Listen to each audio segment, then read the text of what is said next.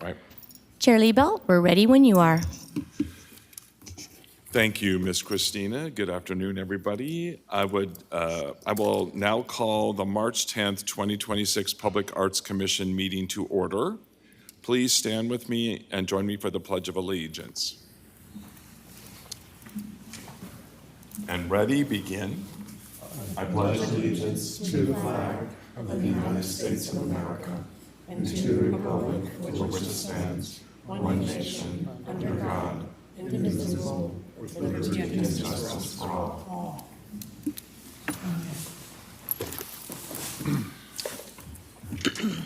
Thank you, everybody, and welcome to our earlier than normal session. Christina, may we have the roll call, please? Commissioner Stouter? Present. Commissioner Robinson? Here. Commissioner Marks? Here. Vice Chair Travis? Here. Chair Liebelt? Here. Okay, next, the agenda finalization. Are there any changes to the agenda? No, Chair, there are no changes. Thank you, Ms. Ann. Okay, public comments. Will the clerk please read the statement of participation? This is the opportunity for members of the public to comment on any items not appearing on the regular agenda. Because of restrictions contained in California law, the Commission may not discuss or act on any item not on the agenda, but may briefly respond to statements made or ask a question for clarification. The Chair may also request a brief response from staff to questions raised during public comment, or may request a matter be agendized for a future meeting. Public comment will be limited to 3 minutes. Chair, I did not receive any request to speak forms. Are there any members that would like to speak on items not on the agenda? I see none. Thank you again, Ms. Christina. Next, what are we going to do? We are going to, the approval of the minutes. Are there any corrections or additions to the minutes? Anybody? Okay. Are there any public comments on the minutes? I did not receive any, and we appear we have none. Do I have a motion and a second to approve the minutes? Motion to approve. Sorry. I second. Okay, we have a motion by Commissioner Stouter and a second by Vice Chair Travis. Please vote. And motion carries, all ayes. Moving on through our agenda. This is one of the exciting pieces that we're having to do. We are going to review the sculpture finalists for our roundabout at the Esperanza Park. May we have an introduction, please? Yes, good evening, Chair and Commissioners. Just a little bit of background. We started this process back in September of last year when the Public Art Commission launched a call for artists to design and build a sculpture piece for Esperanza Park Roundabout. The submission period closed on November 6th, and in total the city received 148 submissions from a nationwide call. The commission met in December, on December 18th, to review the collective scores. Each individual commissioner scored the applicants, and then you were presented with sort of the summaries of the scores. You narrowed down the field to 3 artists to bring forward a concept or concepts to be considered for the finalist, and each of the 3 artists were awarded a $1,000 stipend for their time and materials to develop a concept. So tonight, being that you as a body wish to review these, each of the artists will be presenting via Zoom, and we'll have 15 minutes to make a presentation to you. This is an opportunity if you have any questions about the concept, questions about the, I have Andreas from our engineering department, so looking at any kind of engineering concerns or questions. From this meeting, then we will launch these, unless there's anything that disqualifies an artist, we will then bring them out to the community for feedback on which concept they prefer the most. And then ultimately after that process, and we will have that back to the Public Arts Commission to concur and suggest an art piece to be approved by the City Council. So tonight, we have the three artists, Charlotte Elizabeth, Eileen Gay, and CJ Wrench, who will be presenting. And I believe we had Eileen in here first. So we're going to start off with her presentation. Hi, Eileen, can you hear us?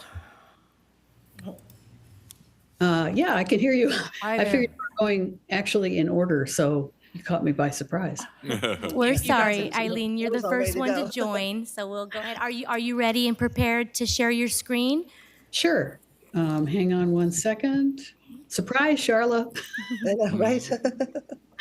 Okay. Let me get up here. Oh, Charlotte is here? Oh. We could start with Charlotte, because we didn't. weren't sure if you- Okay, Charlotte, I did not see that you That's had cool. joined. Here I am. Okay, so we can go ahead. Hi. Let's have Charlotte join so we can try to stay in order Yeah. as we discuss. So, Charlotte, are you ready to share your screen? Okay. I am. The floor is There yours. might be a little bit of a delay. I'm experiencing a little bit of a delay. I'm wondering if everything is looking and sounding correct to you on your end. Everything looks good so far. If we have any issues, I'll let you know. Okay, yeah. So I'm ready to share my screen. Okay. So what I'd like to do first is just, I created a video as an overview. I'd like to also thank you for, I'm very thrilled to be in this position to share this proposal with you. And then we'll move on to my PDF proposal, which has more meat in it. And I'm joined by Alireza Lahajanian from my engineering firm, RBHU, and he'll be able to speak with me about the piece. But let's start with the video.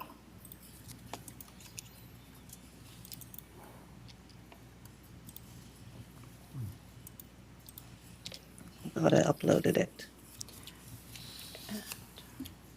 And if it doesn't work, I have it loaded on the dais Okay. here.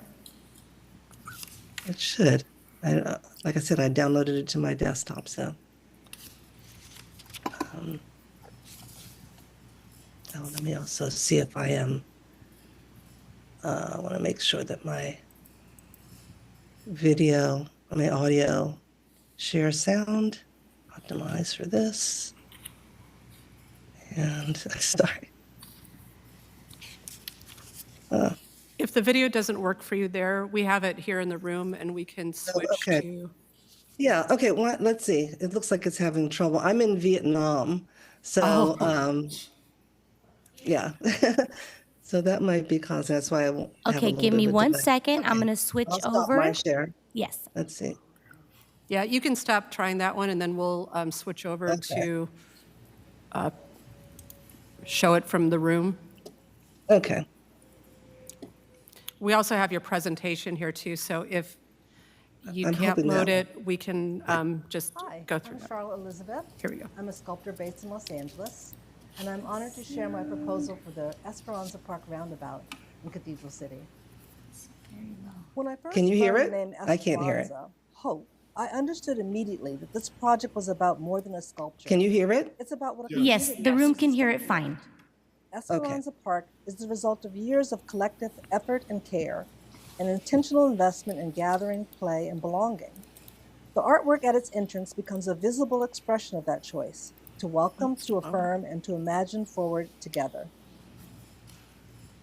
In listening to the residents of the Dream Homes neighborhood, I heard recurring themes of rebirth, transformation, safety, and welcome, especially for children. Those voices shaped how this sculpture took form. The Flower of Esperanza is a 12-foot sculptural form designed specifically for the roundabout, meant to be experienced fully in the round. Its spiraling, petal-like elements rise upwards, suggesting growth after rain, butterflies emerging from a cocoon, wind in motion, and the circular energy of children at play.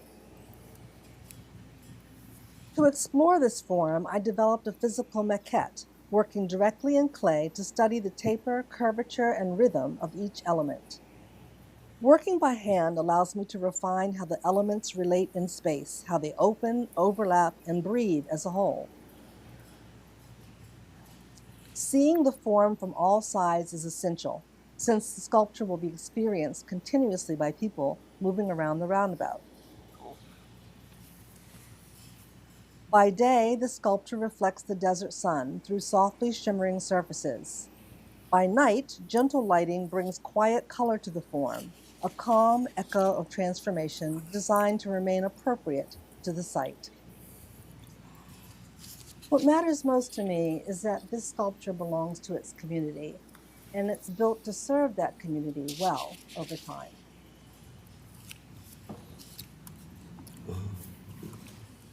Okay, Charlotte, I'm going to go ahead and switch you back over. Okay, thank you. And this should, I should have a little bit more success with this. I see it's loading.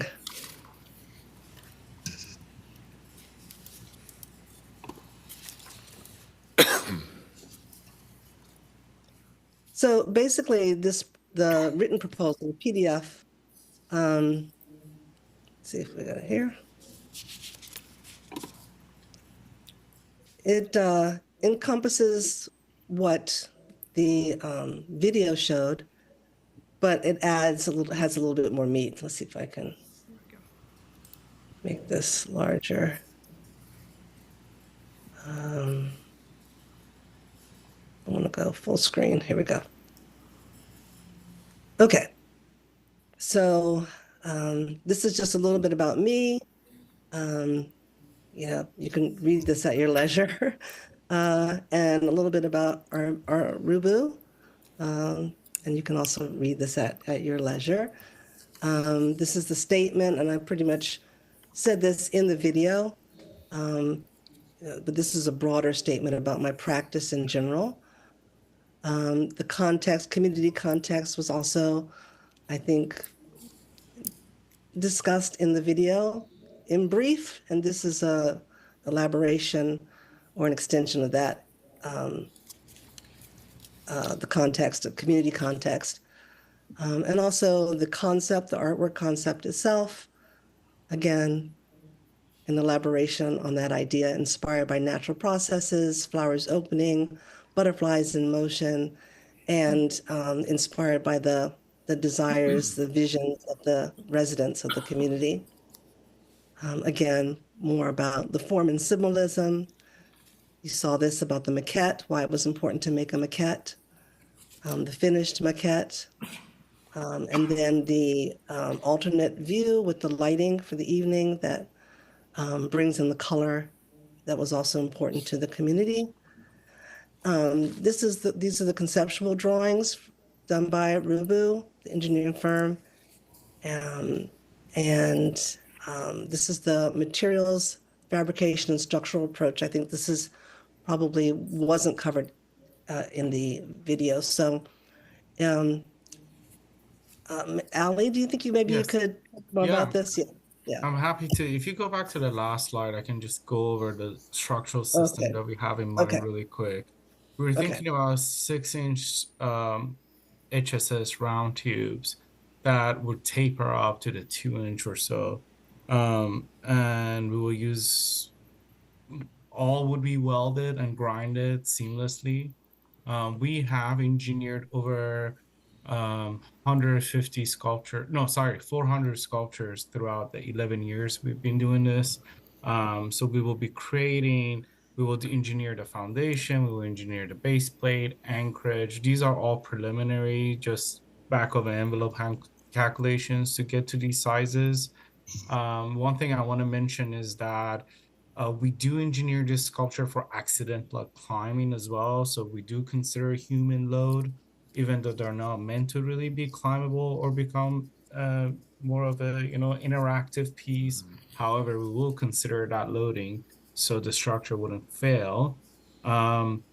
We also have a proposed, if you go to the next slide. Sorry. If you go to the next slide, we have a proposed foundation size, which I think consistent with what was existing. So yeah. Okay. These are just all basic idea. As I mentioned, we'll use stainless steel fasteners, but really just for the anchorage to the foundation. The rest of it would look seamless. And we do have fabrication partners that we will work closely with to make sure that the piece quality comes out exactly how we envision it. This is the budget. Really quick, just if you have any structural questions or concern, I'm happy to answer them, but let Charlotte to take over. Can I ask a quick question? I'd seen about the lighting. Where is the lighting actually in the piece or in the sculpture? Where's it coming up from? I believe we're downlighting this, right? Uplighting it from the ground. Yeah, with different- uplighting from the ground. Yeah, uplighting it from the ground with different. Is it patterns. near like that, the center of the core of the piece, or is it coming from farther out, shining up at it? Or coming like directly up from like the center? We typically place these pucks that are underneath, and we place them strategically to get the vision that Charlotte has in mind. Got it, okay.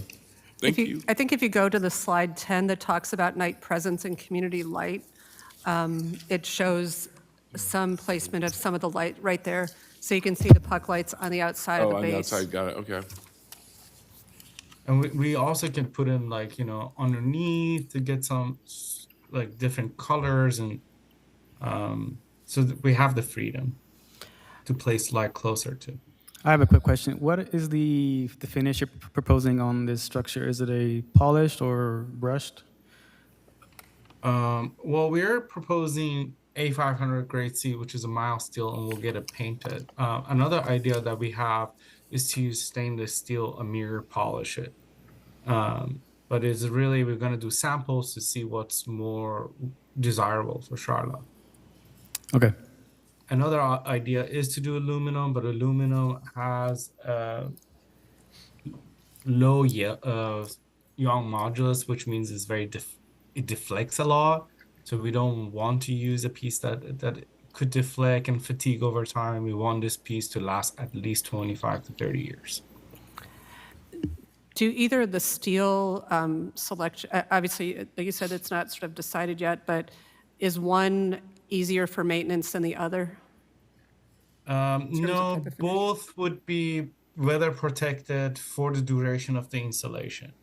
So there won't be any maintenance required. Stainless steel, sometimes we would need to come back and polish them every so often, but you see a lot of stainless steel sculptures around that have no issues. But if you think about the Cybertrucks, those are all stainless steel, and they mentioned that, oh yeah, there's no rust, but some locations they do rust when it's very humid. For this piece specifically, we were thinking to do a really nice paint that would last. There's a paint called Tessimin. It gives you 30 years gloss warranty, and that's what we're leaning towards for this piece. And the A500 grade C that we're planning to use, the HSS, is a very high yield strength, very strong pipe that would last forever. And how wide is the structure? What's the diameter of our piece here? I know you mentioned it's 12 feet high, but I think we have that in our drawing as. I think it's 10 wide, 12 high. Okay, yeah, I don't recall that exactly. Do you remember what it was, Charlotte? I'm pretty sure it was 10 wide, 12 high. Yeah, 10 Okay. wide, 12 high. That's true. The bottom is 10 feet wide. Yes, yep, mhm. The widest. The widest Okay. part of the sculpture. Uh-huh. And the tallest I point think- is 12. Yeah. I think that was, the requirement. yeah, There be no wider than 10. yes, it falls within our 12-foot diameter radius. So Yeah, if Okay. you go back to the structural, this one, you can see the 12 feet to the top portion. Yeah. I was going to ask about graffiti, but I see that's been dealt with in your maintenance and conservation plan. Perfect. Yeah, we typically put an anti-graffiti layer over it that can get power washed. So, any more questions on the materials fabrication and structural approach? Okay. Any other questions Oh. from any of the council or commission? Okay. Then the budget, preliminary budget, you can see here. I don't know if I need to go through it one by one. No, that's fine. But if you have, questions on it, let me know. And then the project schedule or estimated phase one proposal and approval, that takes a couple of months. Engineering and permitting, 3 to 4 months. Full-scale fabrication, 5 to 7 months. And to a total of 9 to 10 months to put the whole piece together. Okay. And then someone mentioned the maintenance and conservation plan. Here it is. It's just routine maintenance. It's just annual or semi-annual rinsing with water and mild detergent. And then the rest of it seems just more like the materials and the approach that we're taking, which would support easy maintenance and conservation. This is a site integration, just a follow-up of that, and a thank you for the opportunity. And I think that's it. Thank you. I want to really quickly add that the final finishes always we can do samples for the committee and for them to approve it if they have a preference. Great. Thank you. Thank you both so much. We appreciate it. You're taking the time. Yeah, thank you. Any other questions, commissioners? I think I'm good. You all? All right. Good. It's beautiful. Good, it's beautiful. Thank you so much. All right. Thank you both Thank you so much. much. Thank you, everybody. If any question further, we're happy to answer through emails. Cheers. Absolutely. Cheers. Bye. Okay, then next up is going to be Eileen Gay.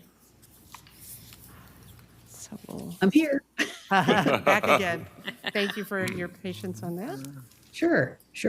And I'm happy to let her go first because that's probably what she was prepared to do, Yeah. especially so far away. So, no, Lord knows what time it is there. I looked it up, 6 a.m. Yeah.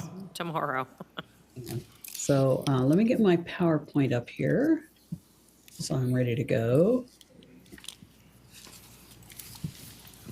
And share, if you allow me. Do you have to allow her and that Christina to share her screen or does No, somebody? she should be able to do it. Okay. It's getting there. It's getting there. All right. Okay. You see that then? We Yes. can. Okay. I'm just gonna kind of go through this. It's pretty straightforward.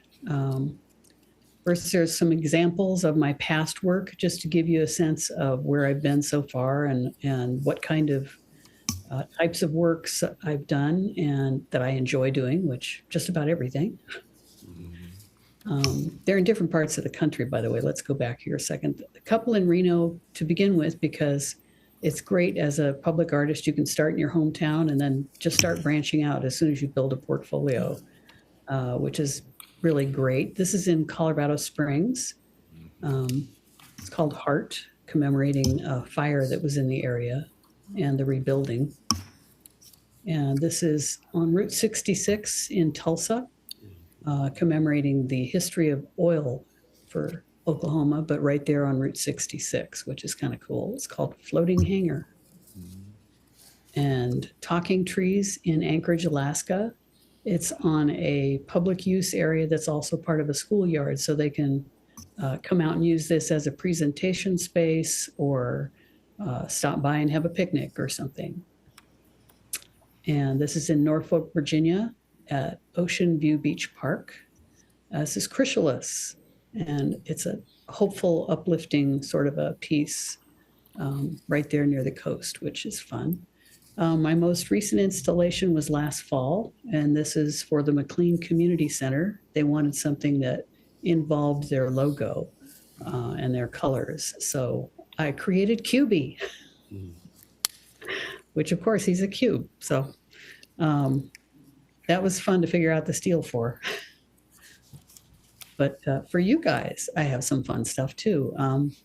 It's called Alight for Esperanza Park Roundabout. And I'm sure you've had a chance to look through things. I don't know that I want to read through. I know you have some time issues. You want to kind of get going. But basically, I'm going to read it anyway. There's a rainbow rising out of Esperanza Park. And of course, there's a little bit of gold too, because we're at the base of this rainbow where colorful butterflies flutter. Alight features 3 large, colorfully patterned butterflies flitting about rainbow columns within the roundabout. These butterflies are a special kind, seen nowhere else in the world. Their bright mosaic patterns of color will be inspired by butterfly designs created and submitted by local children using a butterfly coloring page created by the artist, then printed and distributed by the city.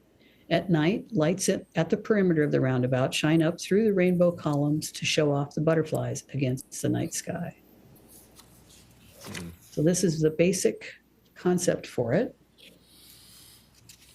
And I'm almost inclined to say that the lighting that you have works. I don't need additional lights for this particular project. And I've got a little video here that can give you an idea of what it would look like when you're driving around it. Mm.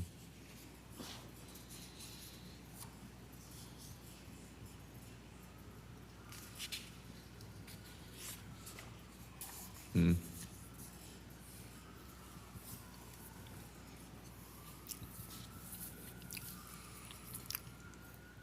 One of the things I liked about the idea was that you could actually, if you wanted to go out and visit the site, you could be standing inside of a rainbow, which is kind of a fun idea. This basically shows heights and pieces that are involved in the project. They're not necessarily how they're in the relationship in the final site, but I wanted to show that the columns are staggered heights, graduating heights, and the butterflies are approximately 40 by 30 inches in wingspan. And the inevitable aerial view showing how it would go within the site for a little scale. And the fabrication for my projects is using a EPS, high density EPS, which is styrofoam basically, covered with mesh and cement, a couple layers of that, and as my surface that I work on, and then I can install tile and using thinset and grout and have the finished piece.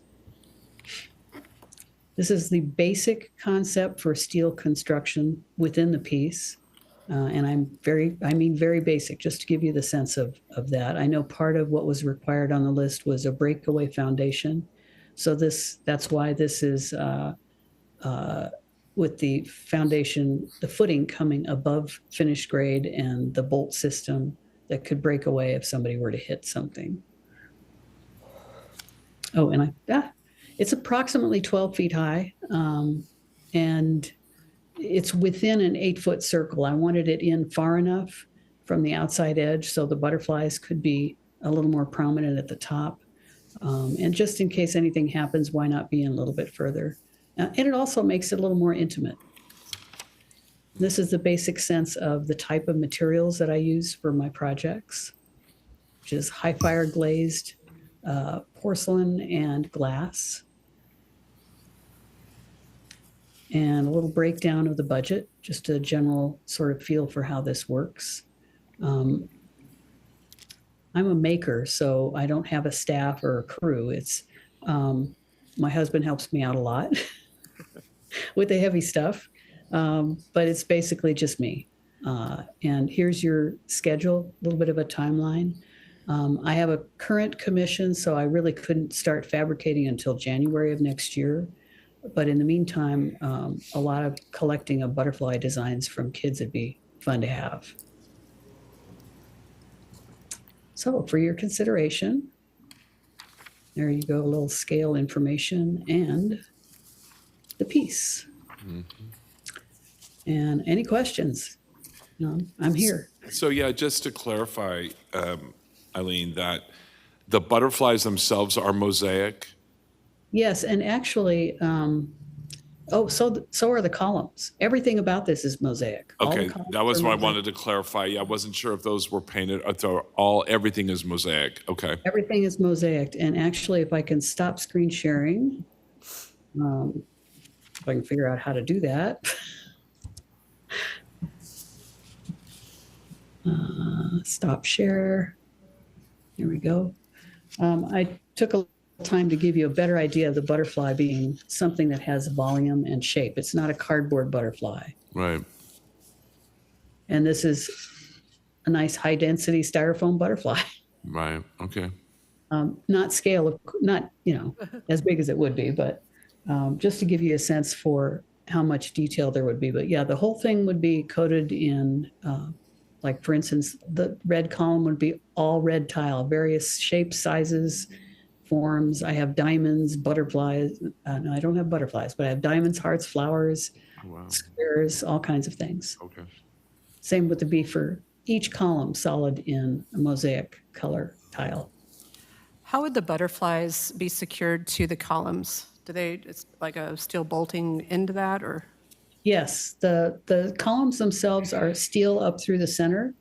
Got it. And then the butterfly is mounted on basically an X to keep it really simple. It'd be a folded X for the ones that have more of their wings folded up, but and then bolted at the top of the column of steel. Okay. And the bolting process, I may either do welding or bolting. I'm not clear on which way might make the most sense. I think for fabrication and transport, bolting on site will probably work best. And then I hide all the attachment hardware. You can't even tell. Got it. Thank you.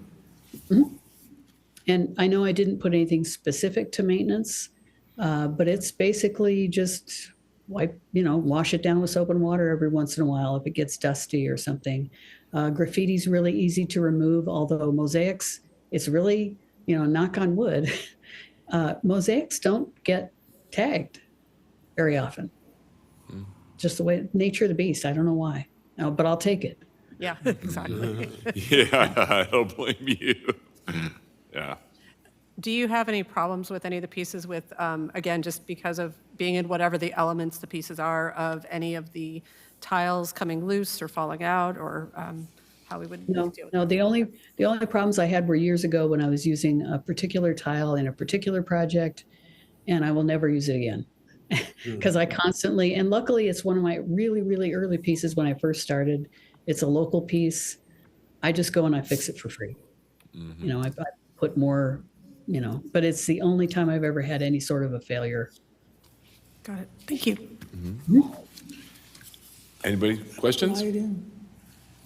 Did we address lighting at night? Did I miss something there? It's basically, I like the lights that are there. I don't think it needs much more than that. So if the fixtures themselves need to be updated, then we would do that. But really, I'm happy with having the 3 fixtures that are there. I didn't come up with a planting design because I think you could pretty much do whatever you want there. Great. How high are you going to have these columns, the base plate raised from the finished grade? Do you have an idea? Well, they go from, doggone it, let me look here. Let me pull this up just so I can see what the heck I had.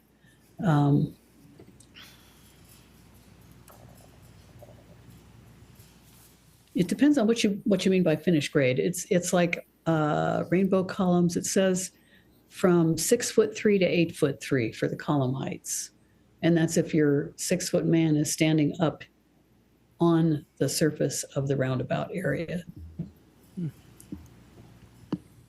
No, but the base plate itself, is it above the footing? Are you showing Yes. it to be Yes, above grade, because or?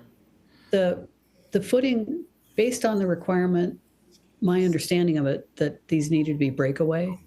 The footing is set into the ground, and then there's bolts above it that stick up above it, and then the plate that's at the base plate of the sculpture is attached to that. So the base plates would be visible, which is one of the reasons. Oh, there's a good one. One of the reasons I was considering a powder coating on the base plate that's gold, because it's at the base of the rainbow, right? But but you'd be able to see the base plates. Okay, thank you. Sorry, for the pole, or for the columns that don't have the butterflies, are the tops of the columns gold also? Just wanted to. Yes. Okay, that's what I thought I saw. Thank you. Thank you for asking. That's very pretty. Commissioners, any questions for the artists? So basically, the columns would be the colors that you designated, but they'd be very worked in with intricate patterns of different textures and mosaic. Okay, that sounds.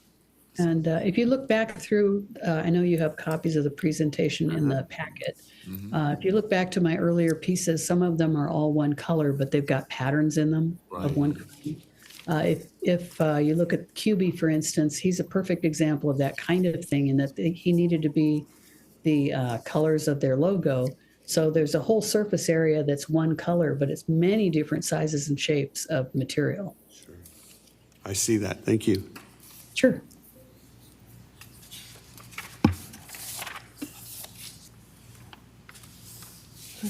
Okay. All right. Yep, I think we're good. Thank you so much. We so appreciate your time. Well, thank you for the opportunity. This is a fun project. And looking at everybody's proposals in the packet, you have some fun choices. Good choices all around. Yes. So, tough crowd. Yeah, yeah. You guys have all done an amazing job. It's true. So yes, we're very grateful for that. Thank you, Well, Eileen. enjoy, and thanks again. Thank you, Eileen. Thank you. Thank you, Eileen. All right. Then is CJ with us? CJ, are you on Zoom? I think so. There we are. There he There is. you are. There he is. Now I'm in your room, huge on the wall. Hi, everybody. Hello. Howdy. CJ. This is CJ Wrench, our third artist. Last but not least, let me share my screen here. And we have the display models that you sent over here in the room with us, too. Good.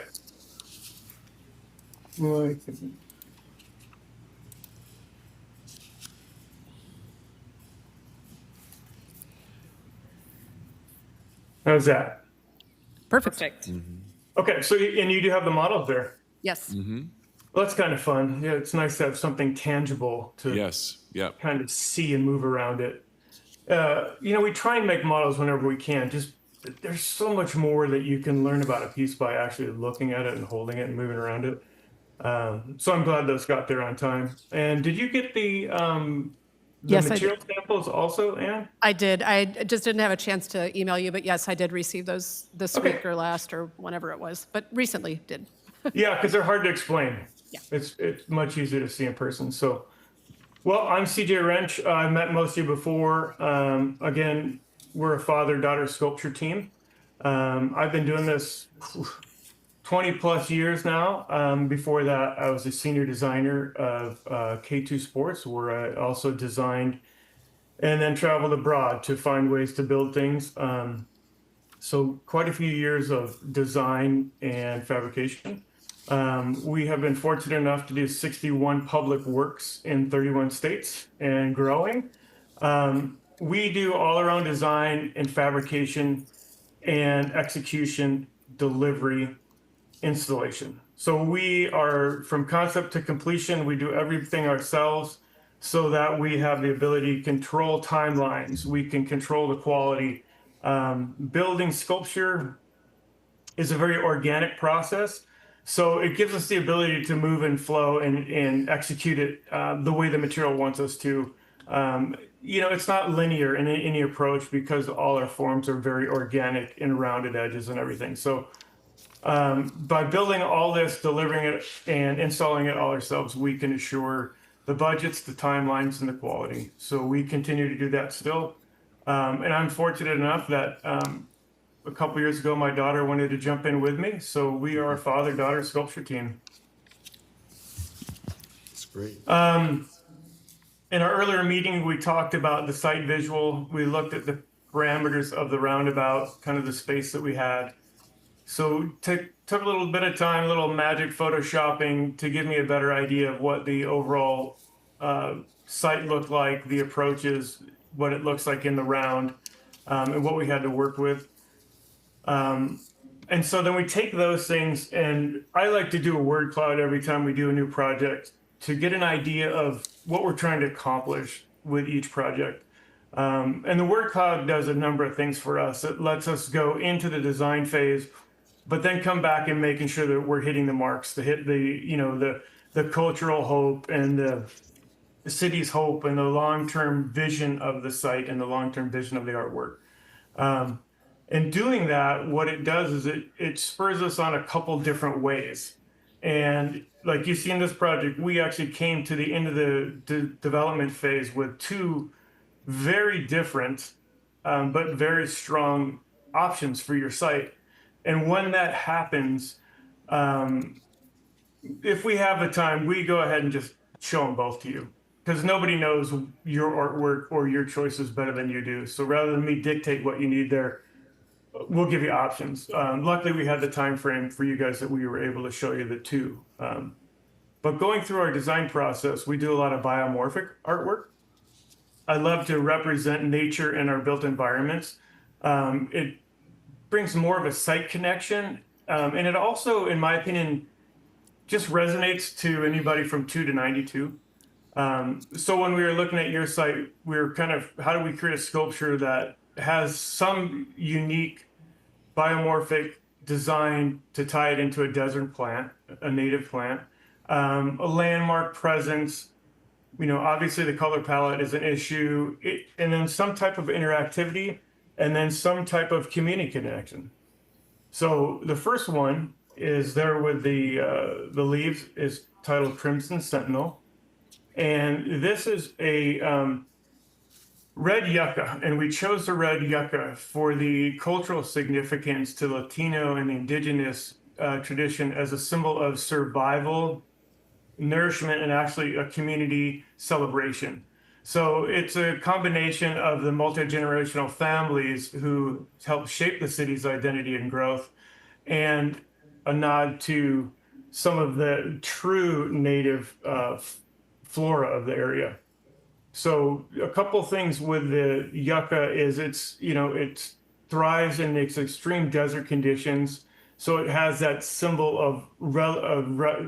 of just adaptation and strength.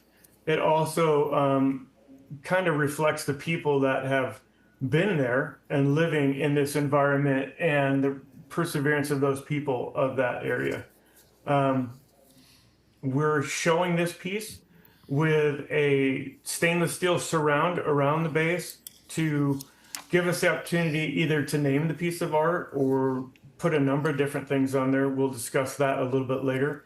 But it kind of frames the piece in, and it also, to me, it's important to define where the artwork starts and where the artwork stops to discourage people from going up to the artwork and tagging the artwork or scratching the artwork or climbing on the artwork. So in situations like this, we find in the years that we've been doing this that if we put some kind of a border there, it stops people at that point, rather than if there were no border there, more than likely people are going to want to climb it and scratch their name in it, and etc. Here's a different view of it. You see the maquette that you have there kind of represents materials and some color options. And just obviously we're not to scale there. I think the final design, each leaf was about 11 inches tall, and I think the ones that you had were a little bit smaller. But it's just more to show the colorations, the materials, and how we sandwich the 25-year UV stable acrylic on the site. So we talked about community significance. There is a bit of an environmental idea here where we're going with environmentally water drought resistant plants. If you put any plants in there, the other option with the surround is it also alleviates the need for any plantings, and it also protects the lighting that goes in there at night. One of the really wonderful things about using this 25-year acrylic that we've done multiple times is it has a wonderful light and shadow play that changes throughout the day, throughout the year, This particular picture is the shadow play of a tree that we did in Wenatchee, Washington a couple years ago. And the leaves are much smaller. This is a 35-foot tree with 700 leaves, but you can kind of get an idea of the shadow play that happens as the sun moves around throughout the day. The other unique thing about this is the nighttime is a very different view than the daytime. So during the daytime, you have the sun coming through, and you don't really see the stainless on the leaves themselves. Then at night, you see all the stainless from the uplighting. So it's really an interesting 24-hour sculpture. It really pops differently from day to night. So this is all either mild steel leaves that we use on the bottom, or we could do Core 10. Either one, they're just naturally patinaed or rusted. So there's zero maintenance necessary with the lower leaves. People might go write their name in the rust or something, easily fixed. There's not really a vandalism issue that can't be fixed or repaired really quickly on this one. The shape of the leaves also discourage climbing. It's just, unfortunately, it's part of public artwork. We have to be aware of that. So you can see this is a 15 to 20 foot. I personally like to see it up at that 20 foot. And at the base, we're looking, the surround was about 9 feet. So you're looking at, 6 plus 7 feet at the base. And this goes back to our original goals. So I'll let you guys read through this on your own time, but it's just how we hit the goals that we intended to in the design of the piece. So then we had two things going. We had a really modern option going with that you see in front of you with the use of stainless steel and other newer innovative products. And then we had our biomorphic design going. We did a little thumb wrestling and decided to present both of them. So the second option just hits a lot of the same marks, but a very different way of getting there. So we still wanted to have something tall that was seen from a distance, but also, has that viewing in the round all the way around, because it's a roundabout. We do a lot of roundabouts, and also draws people in. But then once you're up close, there's still enough things happening that there's more of an intimate feeling when you're next to it. We wanted to have some type of these framing elements, and again, the symbolic and the material palettes of the first one. So this is called Esperanza Rising. And the model you have, I put on a couple different materials that I had in stock for the center, but we'll talk about that in a little bit. You guys have a hard sample of what it truly looks like now. So, this is Hope Rising, and this is what I really came up with, everything that's gone into this park and kind of the redo of the park and the reinvention and the excitement of the neighborhood, and how Cathedral City needs to leave a mark to let everybody know and the community know that they care and they're excited about reviving this area and the park itself. So Hope Rising, the upward reaching hands symbolize some of the natural elements around the area, but I also like that the giving symbol of it, and talks about the perseverance of families and individual who help shape the city, this giving that everybody puts in. And the center core is that inner strength of the hope and the rising. It's kind of the inner flame of the piece. So this was designed to honor everything that's kind of happening up there in there with the multi-generational and the use of the bilingual for the park. You can get an idea of the scale here, but it's more represented here. Again, we're at that 15, 20 foot mark, branching out to a little over 10 feet at the top. This is all using stainless steel and diacrylic materials. We've used diacrylic glass in the past, and we've used diacrylic acrylic. I like either one. I'm not opposed to either. The glass at this level could be a little bit more questionable whether it gets damaged or not. I don't know what the neighborhood is and if there's a lot of vandalism in the neighborhood, but that's something we can talk about. when we were talking with you guys, and here's how we accomplished all those things in this sculpture as well. And so again, stainless steel in the round. You have the model there, so you can kind of see the forms and the shapes. Still with a surround on there, and there's a lot of options going on there. But 15 to 20 feet tall, diacrylic components, and stainless steel. So it's, again, we're trying to give you as maintenance free as possible. When we spoke last time, you talked about community engagement. And like I said, when we spoke, I love community engagement. I think it's the best way to actually get your artwork noticed to the community and have the community feel involved in it. So everybody's part of it. And so when we got done with these pieces, I wanted to offer those community engagement areas and also offer that Kate and I love to do community engagement, whether it's coming and working with the schools, working with the kids, working with, community engagement, working with committee engagement. We're doing another project in Maryland, and for our community engagement over there, we're there for 4 days. And like I told them, we're there for 4 days. Keep us as busy as possible. And the more people involved, the better, as far as I'm concerned. So over there, we're going to be in the schools for 2 days, and then we're at community engagements for 2 days. I would love to do that with you guys as well. So these were areas that we felt were really good spots for community engagement. Obviously, if one of these sculptures is chosen, we have to figure out which one first. But when you look at Esperanza Rising, we have the ability to change the diacrylic materials in the center. And you have color samples of those there now.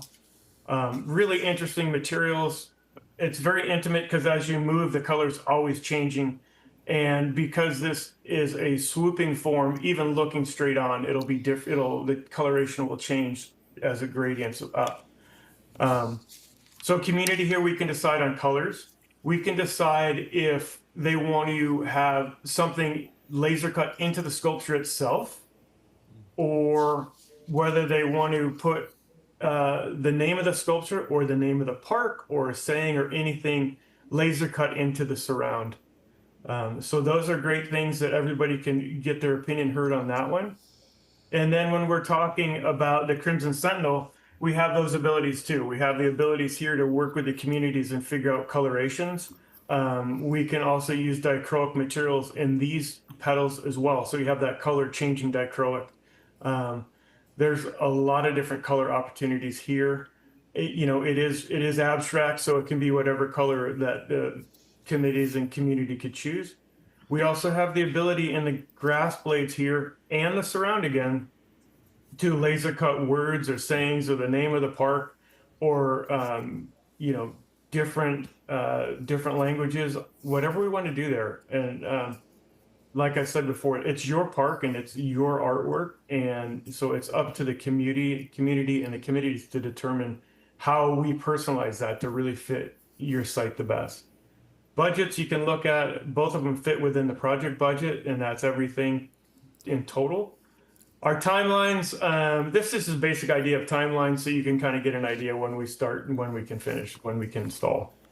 And so this is just basically a slide that talks about how, Kate and I both feel that these designs both really hit the mark on what we feel would be great for your park. Very different, and they get to that ending quite differently, but it depends on what look you're after. And again, here you go. You got the scale, you've got the size, and you have the models. So if there's any questions, I'd be more than happy. I have a couple. Is that okay? Yes, sir. Of course. This is Don. So two questions. One is, the first one is, I saw in your timeline installation in July, this is the desert, right? I do know that. I've done a lot of work down there. So, yeah. Just checking. I have been there July and August. Yeah. just checking. The second, and that also talks to my knowledge of materials that you guys need down there, because it's a different animal down there. Yeah. So my second question is, I get the feeling when I hear you talk that you are more emotionally attached to Esperanza Rising. Is that a fair statement? You're a tough crowd. There is some truth to that. I will admit. And here's why. It's just, to me, it's a statement piece, right? It's not a piece like, so the Crimson Yucca really fits the site. It answers all the questions, but it blends into the site, right? I think it'd be a great addition. I think it would look great there, and I think the shadow play would be wonderful because you guys have so much sun. The thing with the Esperanza Rising is it's a statement piece. You have arrived to the park. It's super modern, and I think it's, in the valley there, as everything is, mid-century modern. It kind of fits that bill, but it also brings that straight into Cathedral City. Yeah. Right. And I think, my personal opinion, I think it would really be a good cultural identity marker for Cathedral City. Thank you.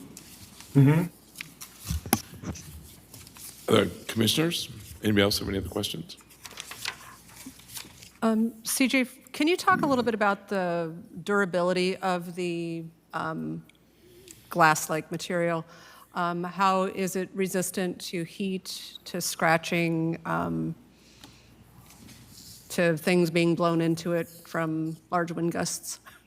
Yeah. The sandblasting, the natural sandblasting that occurs here. Yeah. I say that in part because just to the, I don't know what side that is, to the park north, or just adjacent to the park is a lot of open field. And just wanted to see how resilient those materials, especially if it's in like kind of large panes, would be.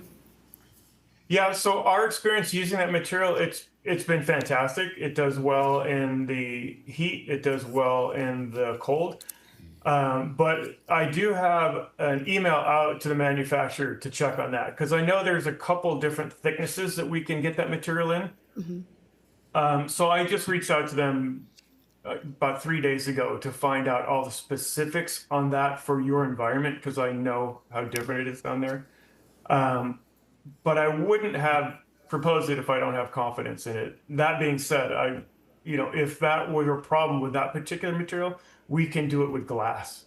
And we know glass is archivable and works fantastic. It's a little bit more open for vandalism at that point. Yeah. The other question that I have, and this is Anne, on the yucca blossoms and the flowers, is the sample that you sent how that would be, is that like kind of like it's going to be modeled if that was the finished product? The thing that I was wondering about is how is it, and I know that this is just a marquette, and one of the little leaves had fallen off just in the shipping. Oh, no.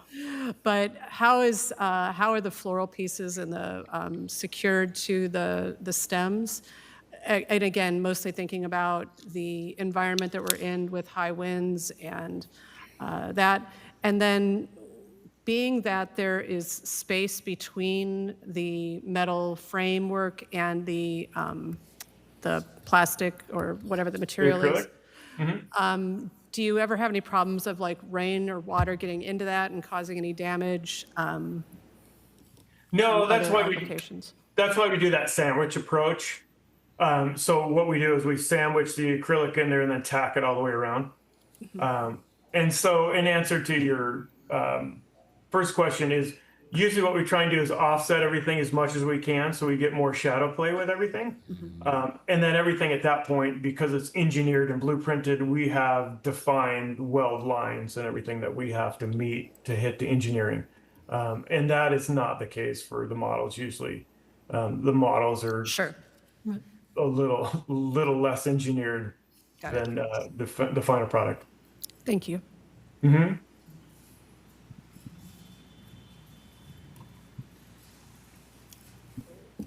Any other questions from anyone? I think we're good. We're good? Okay, thank you, CJ. Thank you, bet, CJ. Andy. Appreciate it. Thank you very much. Thank you guys. The And effort, you the know what? time. Yeah. Do we know what the next steps are, Ann? So We're gonna- we're going to just get some additional feedback from the commissioners, and then we're going to need to go out to the community with the 3 concepts. And so I will work with you as the artists and with the commission to sort of schedule how that's going. We do have some opportunities coming up. We have sort of, and I mentioned this when we first met, we have a California Art and Parks grant and have 4 activations at this park starting in April. So we have an April, I think a May event, and then September and October. So I would like to start in some of the earlier engagement activities, be able to have a representation of this out there. We also would like to schedule something with the neighborhood. Probably would have to be a Zoom type call with the three of you to do a presentation like this to our community, because that's consistent with how we have engaged the residents in the park. And then we will probably also do some means of online surveying to get community input into the desired art piece. From there, and once we get that feedback, it will come back to the Public Arts Commission to, and again, also our engineering department will be reviewing these as well. If they have any questions between now and then, we will also reach back out to you and the other artists. Then ultimately, the 4 concepts will be brought back to the commission with the community input, and they will make a recommendation to the city council for final approval and award of contract. Well, that's great. I'm glad to hear all the community involvement you have. That's awesome. This is the first, I think the first real public piece that we have commissioned as a city. So we want to make sure that we get it right, particularly in this park. The community has been absolutely involved since day one in every aspect of the park, from amenities and naming and the meaning of this piece. So we really want to honor that and make sure that they have ample opportunity to provide comment and input into the selection process. Yeah, and it's great to get the kids involved like you have. Absolutely. All right. All right, you guys, thank you very Okay. much. Have a great night. Thank you, thank you. Bye-bye. All right. Does that sound like a good plan? Any other comments about that? We'll, I don't have schedules sort of figured out on that yet, but Yeah, we'll work with you and with the artists to, And we really don't have a set timeline for this. So the process obviously is going to take a few months to be able to make those things happen. yeah, we'll work, like I said, we have the opportunity with 2 of the outreach events that'll be out at the park, so I would like to be able to bring this information out for the community to be able to see and comment. We would also do an online, I'm not sure which format we'll use, but solicit online feedback, and probably a community meeting at the school at Agua Caliente to Great. work with the residents there. Great. Yeah, before the school year ends too, right? So we're in March, April, May, so we have like the next couple months, yep, to work on that too. Yep. Any other questions, comments from anybody about this? Christine, do we have any public comments on this item? We have none, Chair. None? Okay, great. This item was for discussion only, and there is no formal action required at this time. Chair Liebelt, Yes. before we move on Yes. in the agenda, I'd like the commission to consider going back to public comments, as we Yes. do have a request to speak. We did start this meeting that. early, so I'd like to give the public an opportunity to speak. Sure, of course. We certainly may. Miss Ann? Come on down. Right. Excuse me. Thank you so much for your patience. We appreciate it. And if you And could thank you for step being to the here. lectern and just state your name for the record, please. Hi, everybody. Nice to see you all. I'm Ann Bedrick. I'm a local artist at the Perez Art District. And I'm James Phillips. I'm her neighbor in the art district. Okay, right. Welcome. So I'm going to let you speak first. Okay, Yeah. thank you, Ann. My name is James Phillips, and unlike Ann, I've been in the art district for 5 months. And I opened my gallery and my studio in the Perez Art District, and I'm very happy I did. First of all, I want to thank the council for its long history and support of the art community in Cathedral City. It shows. And the Perez Art District has many talented artists with galleries and studios, many of them well attended. Art walks that support our artists in our communities. And on behalf of those many artists in the district, we ask for your support to fund a large mural on the south side building of the district that will help us identify our district to the community and Valley residents and many, many visitors. We have hosted hundreds of visitors in our monthly art walks, and we hear this phrase, unfortunately, continually. We had no idea this was here. It's disheartening, but it screams opportunity for us. The artists of the Perez Art District will commit to the council to create a vibrant gateway mural to create a lasting sort of gateway for the district.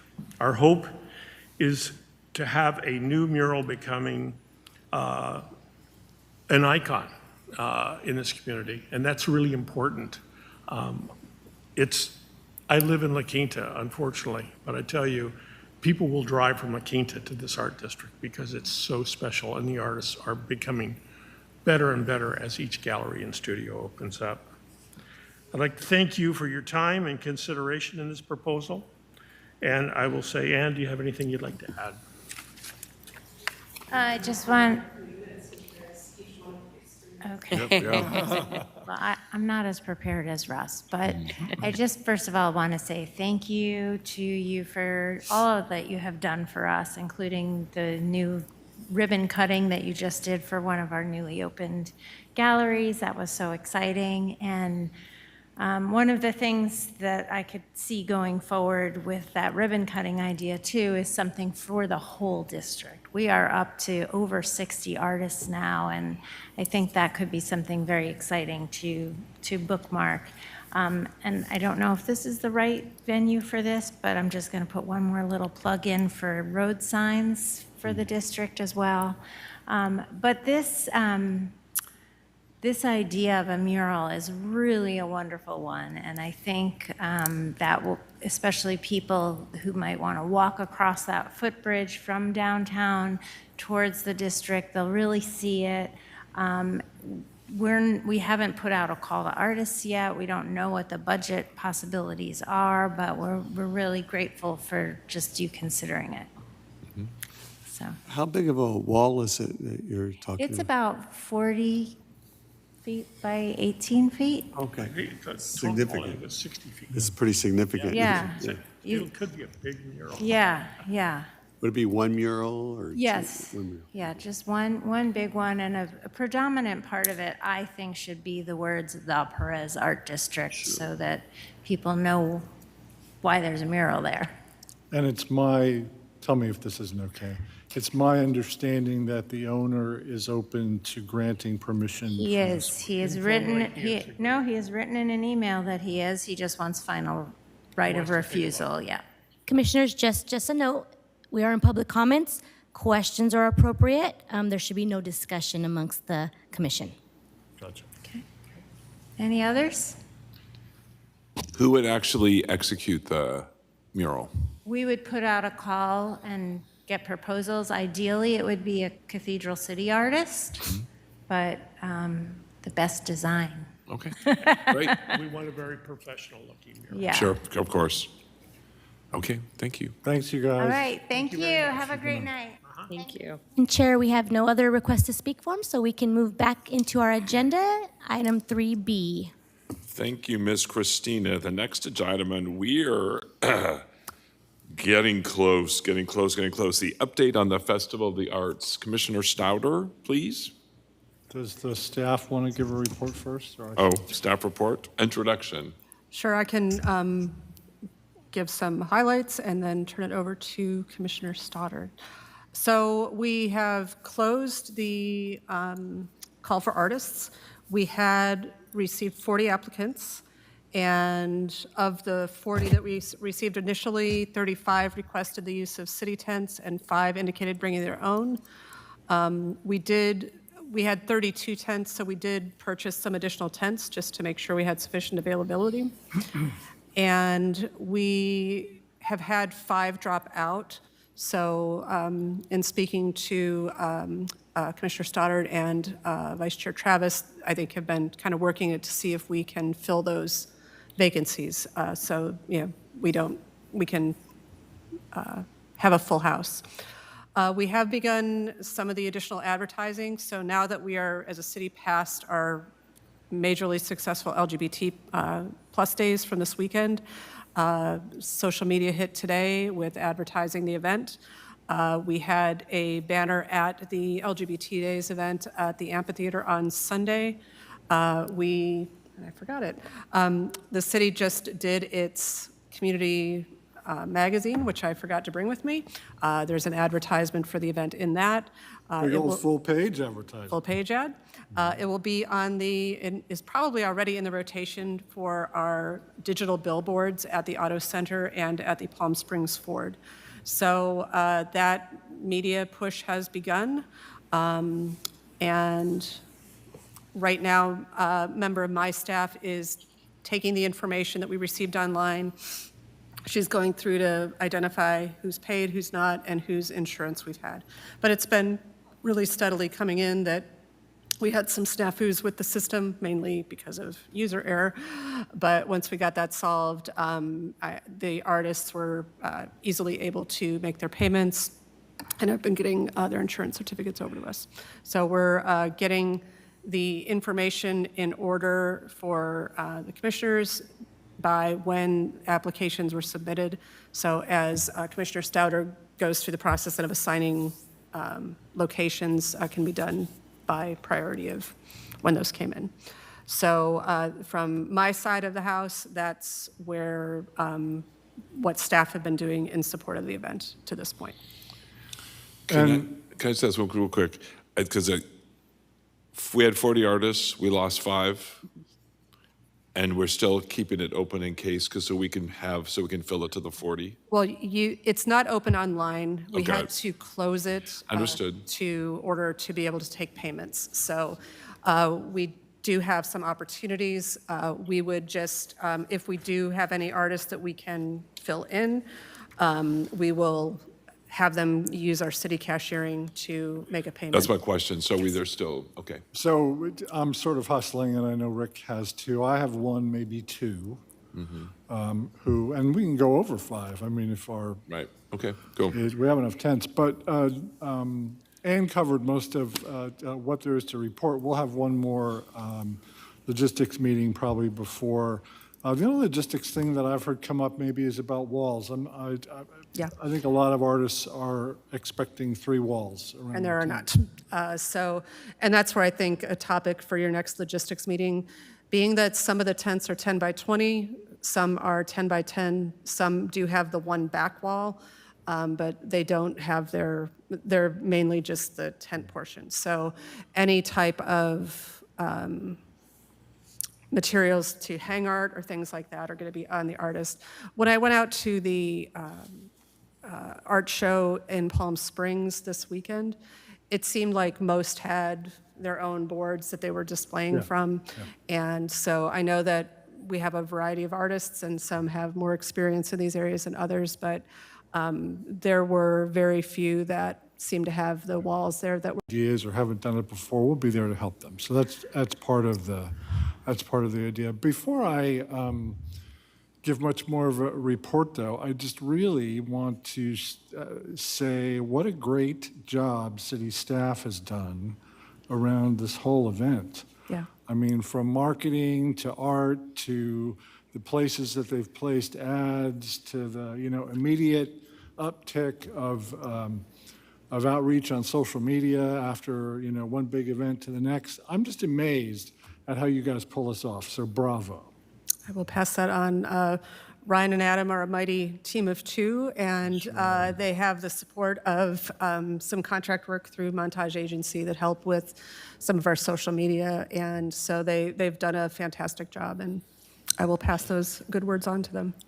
We will, of course, be there to help them. We're going to set up Friday morning, it sounds like, and there's some other logistical things that we'll deal with in our last logistics meeting, which I guess, Adam, we need to get him to put that on a calendar. One question that I did have for you is whether you wanted to try to have any kind of a meeting with your artists ahead of time, like a Zoom meeting or something, just to talk about issues, answer any questions, and be able to provide them any feedback before the event. I feel like they're reaching out to me in enough number when they have questions that I don't think we need to do a Zoom meeting. I'm getting probably 2-3 emails a day. I don't know about you, Rick. But lots of people are asking lots of questions. And the questions are mostly coming from folks who haven't done this before. Yeah. So how can I hang my art? What's allowed? Do you have any suggestions of what I should bring? I've asked a lot of people to attend the other art shows in town so they could get a sense of what it is other artists are using and that kind of thing. So I think we're good. And give the Amazon link to what we bought for. Yeah.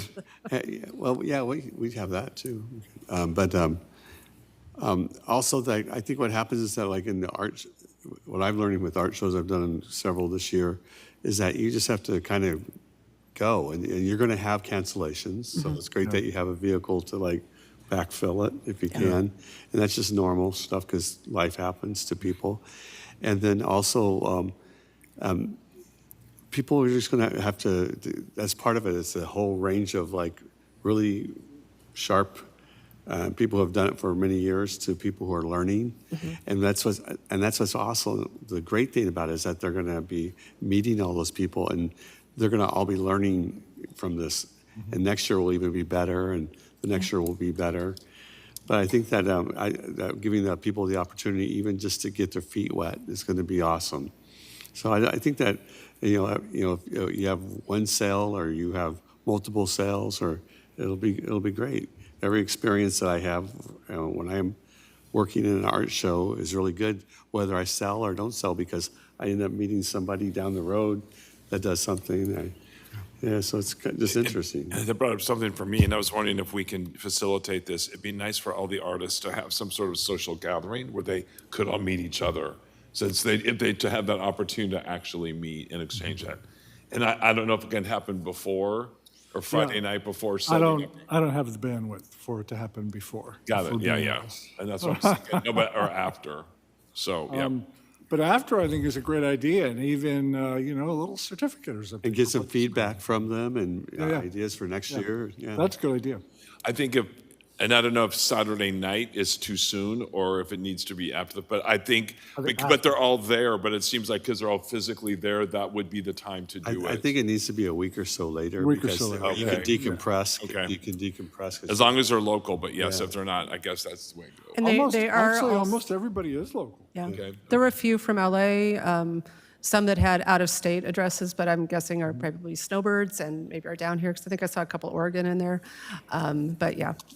And you have in your packets all of the artist information, redacted, with personal information. But the last thing that we're also going to try to put together is a list with links of all the artists so that we can have that on Discover, so that, again, we can get some recognition for the artists that are participating, or if people want to go online and look at who's participating, that they can. When you're saying packet the list of artists, what am I not seeing? Artist Here? If you look at artist profiles in do you your click on? packet The under eye. this item. The eye, There you go. the magic eye. The artist I'm happy Magic to, eye. and I would be happy to prepare certificates so that we Oh, could lovely. do. Yeah, we That'd could be do some great. for all the artists. Super happy to do Awesome. that. So, yep. We'll get you, we're finalizing we have a main list going. The one other thing that I'm asking my colleague to do for me is there's a couple of artists that we're not sure up, which is really close. We'll get that over to you. Okay, perfect. And I will email Adam right now and tell him to get the date together. And just some little tidbits that might be helpful is like, Don or myself, I have like a little toolkit I take everywhere I go. everybody borrows something from it. It's bizarre. I don't even fish, and I had fishing line in it. I don't know why, but I did. But Fishing line, it works for everything. But guess what? When the wind picked up, I took all that fishing line and went right across all the paintings. Just keep them from like tipping No, I'm going over. to bring some tools and a ton of duct tape. No, You know what? We're also going to have a fair number of city staff around who are really good at this stuff. Yeah, and seriously, there's people who are just great artists, but a little absent-minded, and they forget things, and that happens all I'm the shocked time. by that revelation, never. Mr. Travis. Yeah.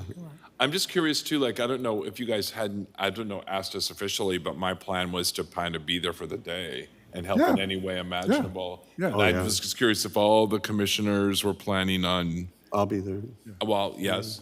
And I think we'll. I want to know what is the best utilization of us? You know, I don't know Right.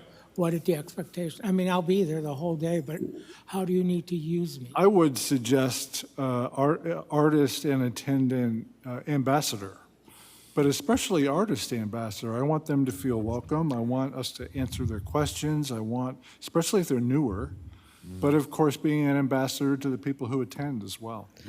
Will you be needing, or is that something you and Commissioner Travis plan to do, is like a check-in table for when the artists come to? That's what I was thinking too. So The tent. we talked about last time about us having a tent, the commission having a tent. So we have a place to sit and relax Yes. too, right? Right. But we could do check-in, and that'll also be where they get their number, so they know what tent they're And assigned. then if they have a question, they can go there, and one of us can and Exactly. and Gregory, that might be somewhere you might work really well by, well, and then you could be like, I just did that at Pride, so. You did? I'm very good at it. So, He's experienced. but if you're feeling, making them feel welcome, but also if they have a concern, and maybe we're working with somebody else, then make sure that we get their name and we can. Yeah, so number. we should have, the commission should have a tent fairly close to maybe even the first one as you enter. We'll talk to Adam about that. And make sure we have chairs. I can bring a cooler with, water, et cetera, so we're taken care of during the day. It would be really helpful to have like a map of where artists are, Yep. so that, Yep. so I mean, that this info table would be available to the public too, so, That would be easy because Adam's already made the map, is all we have to do is label it, so. And then, like what I'm imagining, like if Don and I are running around with something else, and if you could write down what their question is and what their tent number is, then we can go. And that's why we're putting together the list in order, so that we can turn it over to you both, and that those tents can be assigned.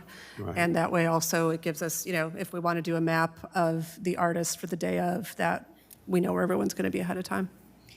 I would need a list alphabetically and a list numerically that drove me crazy over the weekend, so, We will make you all the lists you need, sir. thank you. It's like, We'll have a list I need of the list. information, okay? What is happening on the music end? Have we gotten a list of artists from Eve yet, or? We're handling it. I haven't had anything, and I can speak for Ryan and Adam that they've had nothing on their mind other than the Pride events that they did this weekend. So probably if you give them another day or so, they will have some bandwidth to circle back to this. I believe they had, I think that the artists were secured, but I don't have the updated list of who the artists are. Are we going to be promoting them in any of our materials, That's something, I was looking at the poster today, and something that I think we can follow up on with the advertising of who the, Because I noticed on the poster, it doesn't even mention any of that. Right. And I think that's a shame. yeah. I mean, because it's a It's whole fixable. component. I'm verbally telling everyone. Yeah. There's a jazz Yeah, me too. concert component. Yeah, and I don't know if they were planning that with some other media, that is like a second piece of it. I don't know, but that's something I'll I follow have a up on. feeling they're planning a second run in media because they had some money for that, so. Right. I know, but it should be on that poster. If not, the printed one's obviously not, but going forward, it should be I on mean, that. they're printing more. I'm sure that on the next print, they can. It's gonna We be don't have great like a because stack they'll printed, be- so Yeah. we're just printing them as we. Printing as you need them, yeah. The They'll other be- thing that they'll would be look nice for is to have jazz. an agenda for the Actually day. buy some art. So having which I know, artists that's are why. playing when, because that's going to always be a question. Oh, when do they Oh, go up on on? the stage, yeah. Yeah, if She's- there's some kind of poster or something like that, She's got to and, give us that. yeah. And did we come up with a timeline for the jazz concert? 12 to 4. That's what I thought. Yeah, other than 12 to 4, we haven't, Yeah. we're kind of waiting for her to tell us what. Honestly, if they've done it like what they've done before that I've attended, it's like a jam session. Yep. Right. And then they'll have like so many people, and then guess what will happen? There'll be some people in the audience who just popped in, and then they're going to come up, and you don't want to even like mess with that because It's fabulous. awesome. It's fabulous. It's awesome. I think it's going to be great. Are we having food trucks? Yes. Okay, and some clarity, like, are outsiders welcome to bring in their own food and drink? Because there's like a sign on the entrance that said no outside food or drink, and it's like, it's very confusing on So that what's was, I allowed. know that was a Pride thing. That I was don't- specific for the promoters of the Pride. Pride event weekend because Okay. they had a lot of food and beverage vendors on site that I think they were. And are pets wanting- Because allowed? for every other event, Yeah. like all the concerts, you're always welcome to bring Always in your own welcome. food. It's more about glass and knives. Got it. That's what's Food and really knives. that's the Got contraband, it. right? Is And are we having a kids thing going on, like a Yeah. scrap gallery? Yep. Yes, and DRD. Great, fabulous. So that'll be on the map too. And I was asking, great, okay. I'm happy about that. Thank you. We got you covered. And I'm sorry, what was the limit of artists? We were like aiming The for limit was 40? probably 50. Oh, 50, okay. And, you know, we'll see what happens next year. We could have accommodated 50, especially if some of them brought their own tents.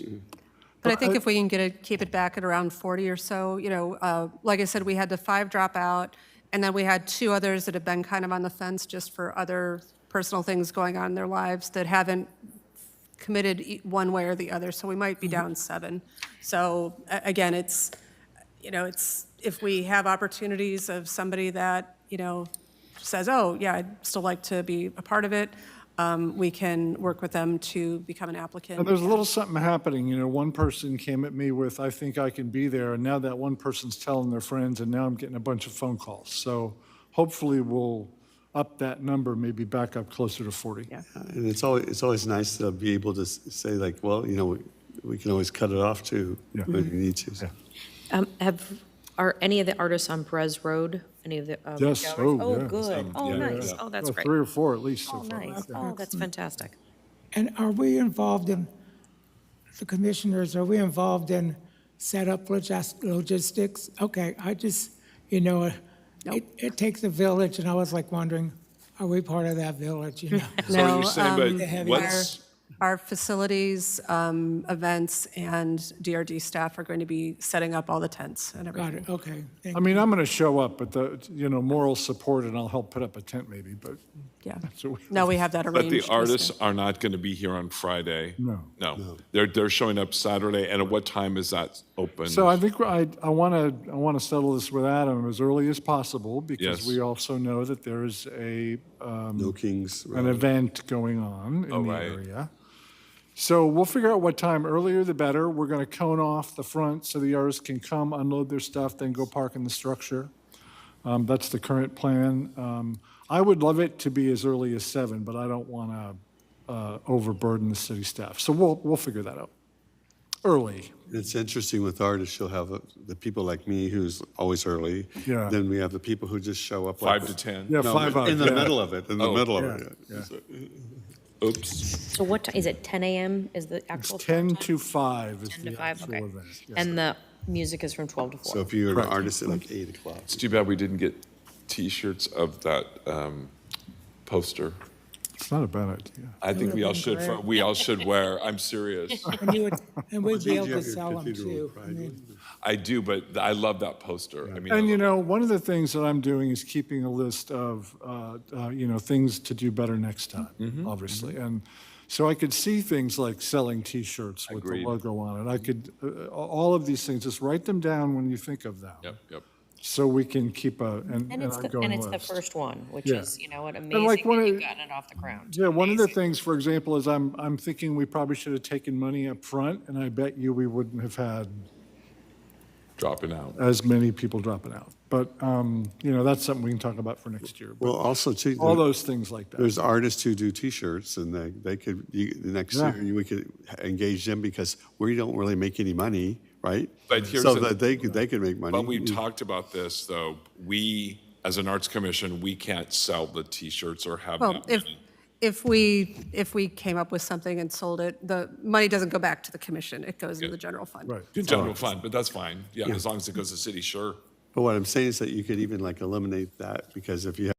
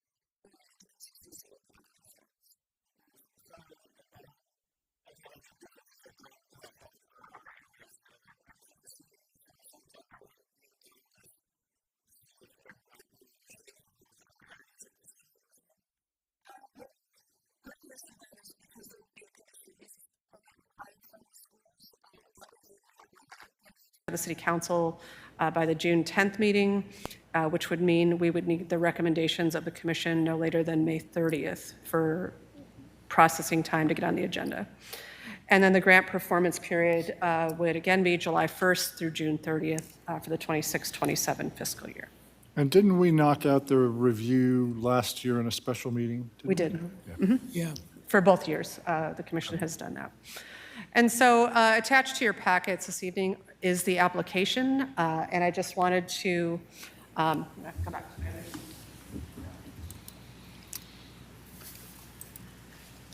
to see if there was any changes that you thought we needed to make, if there was any prioritization of how you wanted to look at the grant program this year, or just keep it open like we had before.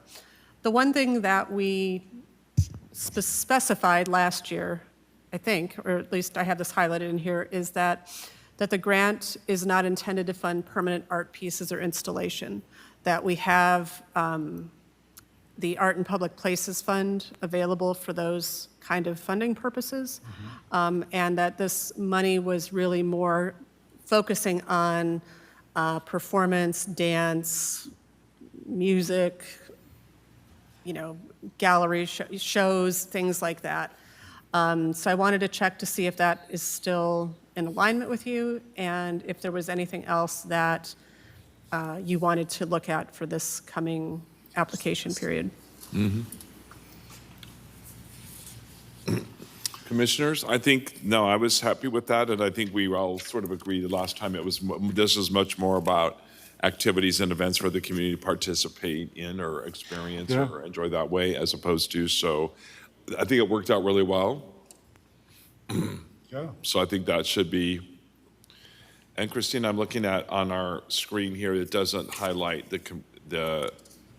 it's not highlighted as yellow.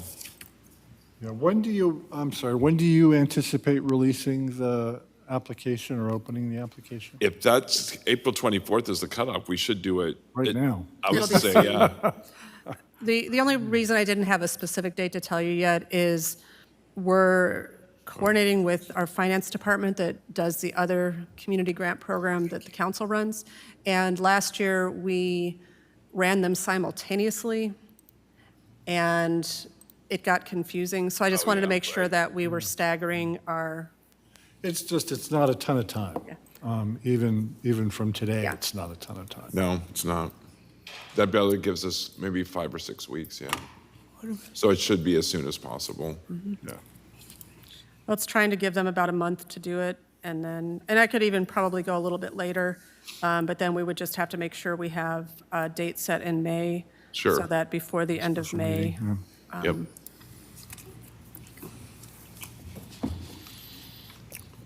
And if we want to set that now, Yeah? Everybody have their calendars, eh? We can take a look at that. So it says if nonprofit, so they do not have to be a nonprofit? they do not.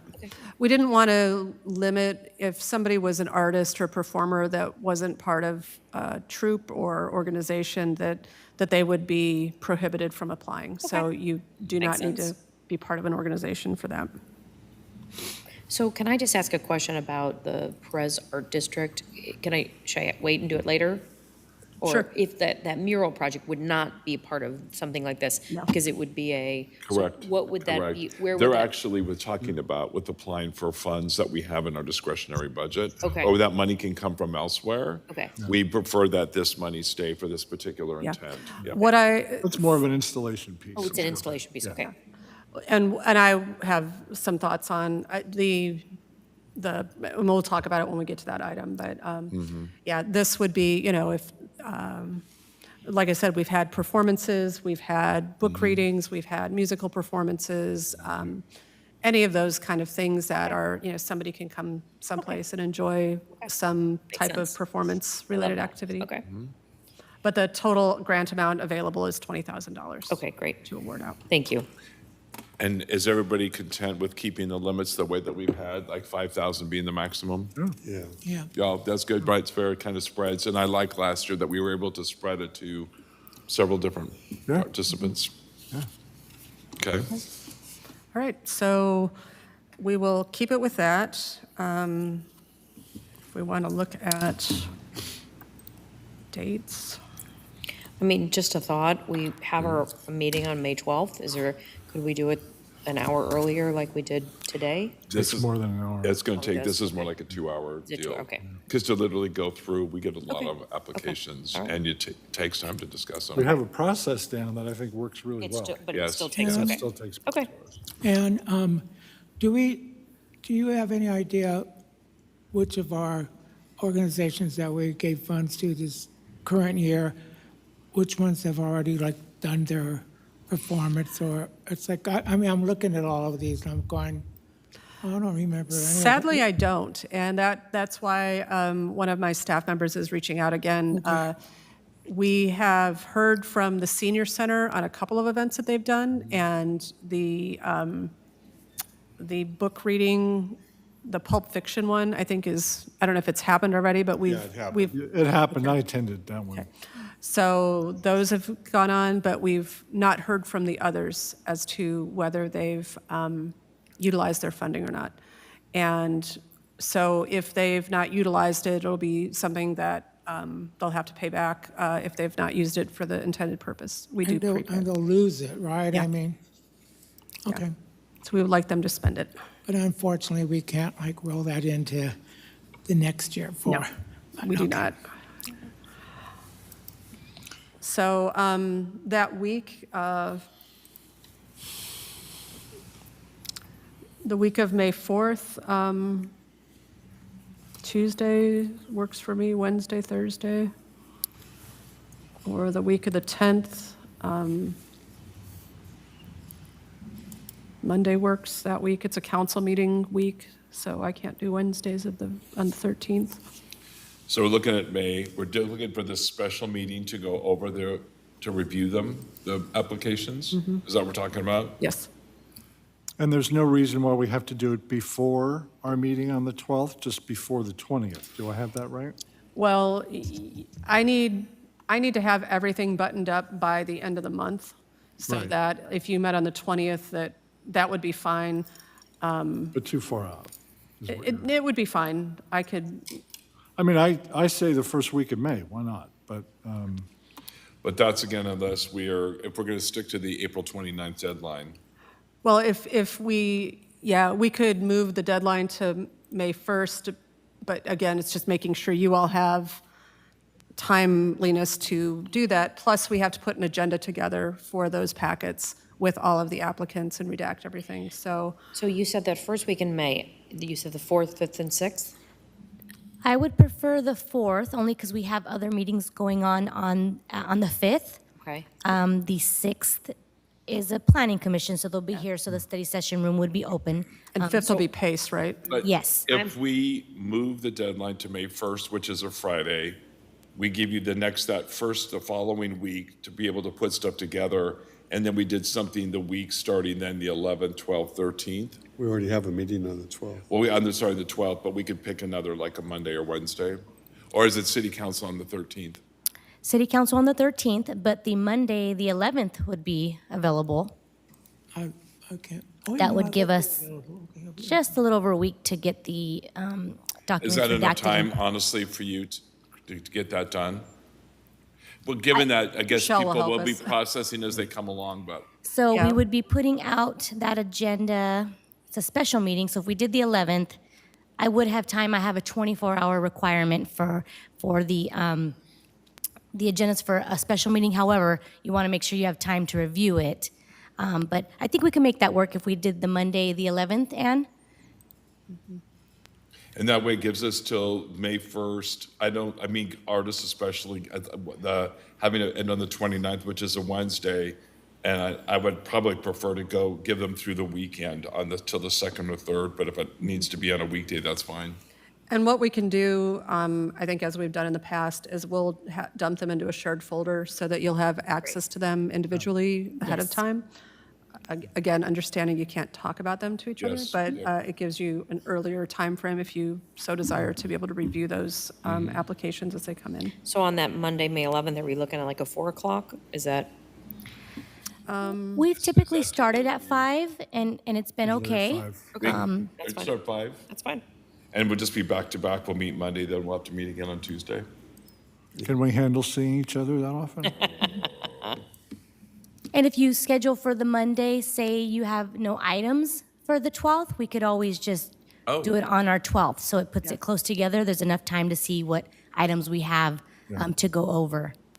So you're for saying the we 12th. move the 11th to the 12th and just be at that review? Yes, because I won't post the agenda till that week before, so it Got gives it. us kind of time to see just what see what we items we have, have coming down the pipeline. Maybe the items can be pushed to the next meeting if they're not action items, and I we have a just feeling at do. that point, since Yes. it depends on if we have anything about this Esperanza sculpture, but we might not have any agenda at that moment because our big projects will be done kind of for the year, so, So we're saying Monday, May 11th, like 5 to 7? yes. Like I said, you guys have been pretty quick with that, so. Yeah. Hey, Ann, do we need to spend the rest of the money before June? Yes. It's a separate item, though. We'll be discussing okay, tonight. yeah, okay, cool. We're getting to that. We're getting there? It's on our agenda tonight, but Yeah, it's a I separate didn't see it. item. Okay, so we have direction that we will, I will just coordinate when I get back in with Ryan and with finance to Oh, there it launch is, right there. ours. I see it. And with the deadlines, shooting for May 1st to be the deadline for submittal, and then we'll meet May 12th. Was it 12th? I closed my calendar. May 11th. May 11th, sorry. And when we start putting the word out, where can our neighbors will- find this application? It'll be on Discover, and so we'll have the links and everything. You guys send us a link when you get that? We will. I would say what I start doing is just telling everybody that I think wants to apply now and tell them be ready. And I have a whole group of people I'd like to just send them out to, so. Yep. Yeah, I'll send the links and the information to y'all directly once it is Great. available. Fabulous. Okay. So then, Sorry, I flipped the agenda. I guess is there any other questions anybody has? Okay. Do you have any public comments on this item? We have none, Chair. This item was for discussion only, and there's no formal action required. We're going to move on to item number D, discuss continuation of quarterly art exhibits. May we have an introduction, please? yes. This item, Vice Chair Travis asked me to put forward, and it's to discuss the continuation of the quarterly art exhibits. So Vice Chair Travis initiated this idea back in 2024 to bring a series of art exhibits to the Cathedral City Library, and we've had wonderful partnership with the library since then. The first event kicked off in May of 2024, and we've had a full series of quarterly events scheduled in 2025 and a new series scheduled currently for 2026. When Commissioner Stouter came on, he has also served as a co-sponsor of these events. And then collectively, over 1,000 visitors have attended these events in the library. But as Vice Chair Travis has already reported to the commission that he plans on stepping down in June, and if that's voluntarily or just because it's timing out, but wanted me to bring this item up for discussion with the commission as to whether to continue the quarterly exhibits, particularly considering we have the Arts Festival coming on. Right now, there are no artists scheduled for the upcoming events, and so it would need us to do some effort to get artists to participate. And the next event coming up is May 9th and 10th, which is, we had if we kept with the schedule that we have, would be promoting, April 9th would be the deadline for that, and, getting everything sort of set up. We have August shows scheduled for the 22nd and 23rd, and November 14th and 15th. And while we have done advertising for this early on, we haven't, we know we had an issue, and I think partially because of the capacity with communications, that we were really late in our advertising for the February show, plus it was, I think, a holiday weekend, or we had just had a lot of things fighting against us, but wanted to get this to you all as soon as possible and have a discussion about whether we think continuing these shows is good right now, whether we focus the efforts of this type of activity into the Arts Festival. And I'll turn it over to Commissioner or Vice Chair Travis to provide any other comments Sure. on it. Thank you, Ann. I think you gave a good synopsis on that. So basically, when I started it back in '24, we didn't have any availability of funds because they were refiguring it out. And so we didn't really have anything to do. And so I thought of that, and it came to a zero budget. But also what was kind of nice is we got to learn about local artists. So the first year, we just did local artists. And that worked out pretty good. We got to know some people. And then I think that each time, I think it's been a really good benefit for people who are the artists because they learn from each other like we're talking about. But I think what I'm thinking is that the venue sometimes isn't so great because there's a lot of competition for parking with Big League Park over there. Dreams, yeah. Especially if you get the On softball tournaments and all that stuff that's really packed. And the other thing is that I think that it's kind of ran its course. And I think that I'm really proud of what we've done. And I thank everybody. I thank the staff, the city, for all their support. But I think because we're moving on to the amphitheater one, I think that's where we want to focus our energy. Because that's believe it or not, that little show takes a lot of energy. It was like 5 days of 1 week it takes me to do that. Right. Yeah, and I don't mind doing that, but I think that the people, we're not getting the interest from a lot of the people because what we've done is all the people who are meeting each other are sharing other shows. And they're all, which is great. That's a good problem. That means they're out going to doing other shows and stuff. And so I see them out and about all the time anyway. But I think what we would want to do, though, I wouldn't want to give up that connection with the library. And I think the Pulp Fiction thing was awesome. And Gregory, this is where sort of some of the, like a small venue for some performing arts would be wonderful. Because it's free to us, you know, and we can do that really easy. So like, the only thing I could say is that if you wanted to do something that wasn't the amphitheater, I think Don brought it up earlier too, is that maybe on the opposite end, which would be the fall, you could have a specific type of art show, whether it be high school students, or maybe it's all photographers, or you know, maybe make it more that way they might be bringing their own crowd with them. I love that. Yeah, and I think that, but so that's my thing is I've really enjoyed doing it. I'm not going to be here next year, and I don't want to stick that on you guys if that wasn't your idea. Well, I mean, let me just say that as the other person, I was expecting to take it over, and I would if the group wanted to continue. But I just really agree with you in terms of how I think it's run its course. I think you have obviously done an amazing job getting it started and getting it going, and you've created a community of artists that never existed before. So good on you. Oh, thank you. I appreciate that. Yeah. And I mean, I think that's really, really important. But putting our energy now into a much bigger annual show, I think probably makes a lot of sense, frees up the library to, you know, maybe individual artists want to do things there on their own or whatever. You know, the other thing I think happened, because we sort of watched the bottom just fall out of attendance over two, I think, not just one weekend, but two. And I think part of it is that the participating artists may or may not have just understood how important it is for them to reach out to their own networks and get them there. And that's one of the things that I've really tried to emphasize to the artists for the festival coming up. You have to reach out to your networks and get them there because that's who's going to buy your art. And I didn't see much of that these last two times. I didn't see much interest from the artists in doing that these last two times. And again, sometimes you just can't explain why the wind stops filling a sail. Well, and I think that's what's happening. The library is a good venue if you're going to do maybe an art performance or something that you're going to get a crowd to come in, but it doesn't have the crowd. Yeah. And I've talked about that before. Like sometimes there's not that natural connectivity to some other place that. Literally, when I'm showing at some of the venues I'm showing at, there's 500 people. Now let's say I sold 9 paintings, which is amazing. It'd be amazing. It's happened. But it took 500 people to sell 9 paintings. Yeah.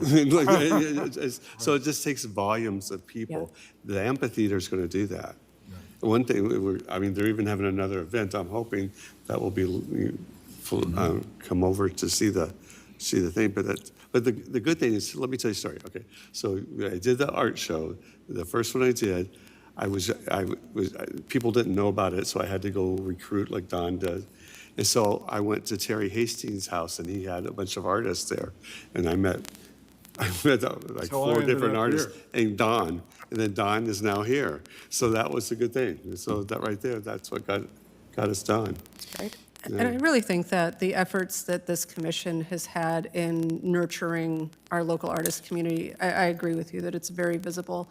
I think back to the Ocotillo Bench Project and just the sense of community that came together with those artists. And it's been fun seeing some of those names that I've seen at the quarterly art exhibits. Now I see also as applicants for the amphitheater art They're exhibits. coming, I know. Yeah, and I'm sure, as you said, Vice Chair, that you see them, both of you are artists in your own right, and seeing them also in the community and seeing that community of artists continuing to build here has just been extremely positive. But what I see is instead of quarterly artist exhibit like this, what it's just like quarterly art event. What if one time it was quarterly, it was a poetry reading? What if it was a music thing? What if it was something else? It doesn't have to be visual artists. We're doing visual artists. I think that's, because I want to support the library, and giving them events to do gives them reason for people to be there. But it could be, then each one of us, whatever our affiliation is, could come up with something that could do one, quarter a month, we could do something over there too. So I don't think it has to be about visual art always. It could be about performance arts. What is the logistics of, like, getting a space at the library for, like, I have a lot of, like, chamber groups that are always asking me for performance. They have a great community room.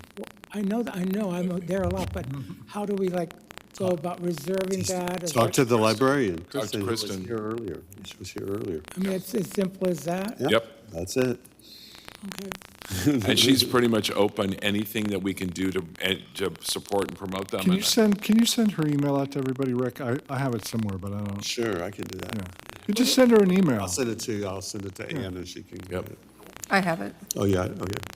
Because that is a great venue space that we always have available for for no cost. Right, it's one, I mean, and at that time, we needed to do something, and we could do it for like zero budget, Right. so, and then we didn't even have to run it by the council, because there was no money, right? Yep. So, it was like a win-win-win at that moment, but I think it was a good stepping stone, and now we're ready to step it up.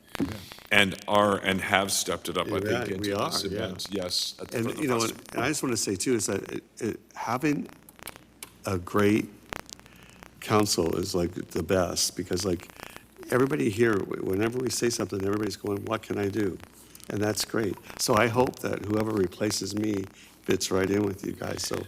It will be very, very hard to replace you, Mr. No, but I mean, Travis. I just hope that they have fun with it and enjoy it, because I know Kara's going to have a blast. But anyway, I think that, but I don't want to put that as a burden on anybody, because I think that it's kind of ran its course. And in any art show that you do, that's what happens, right? They don't always last all of them, right?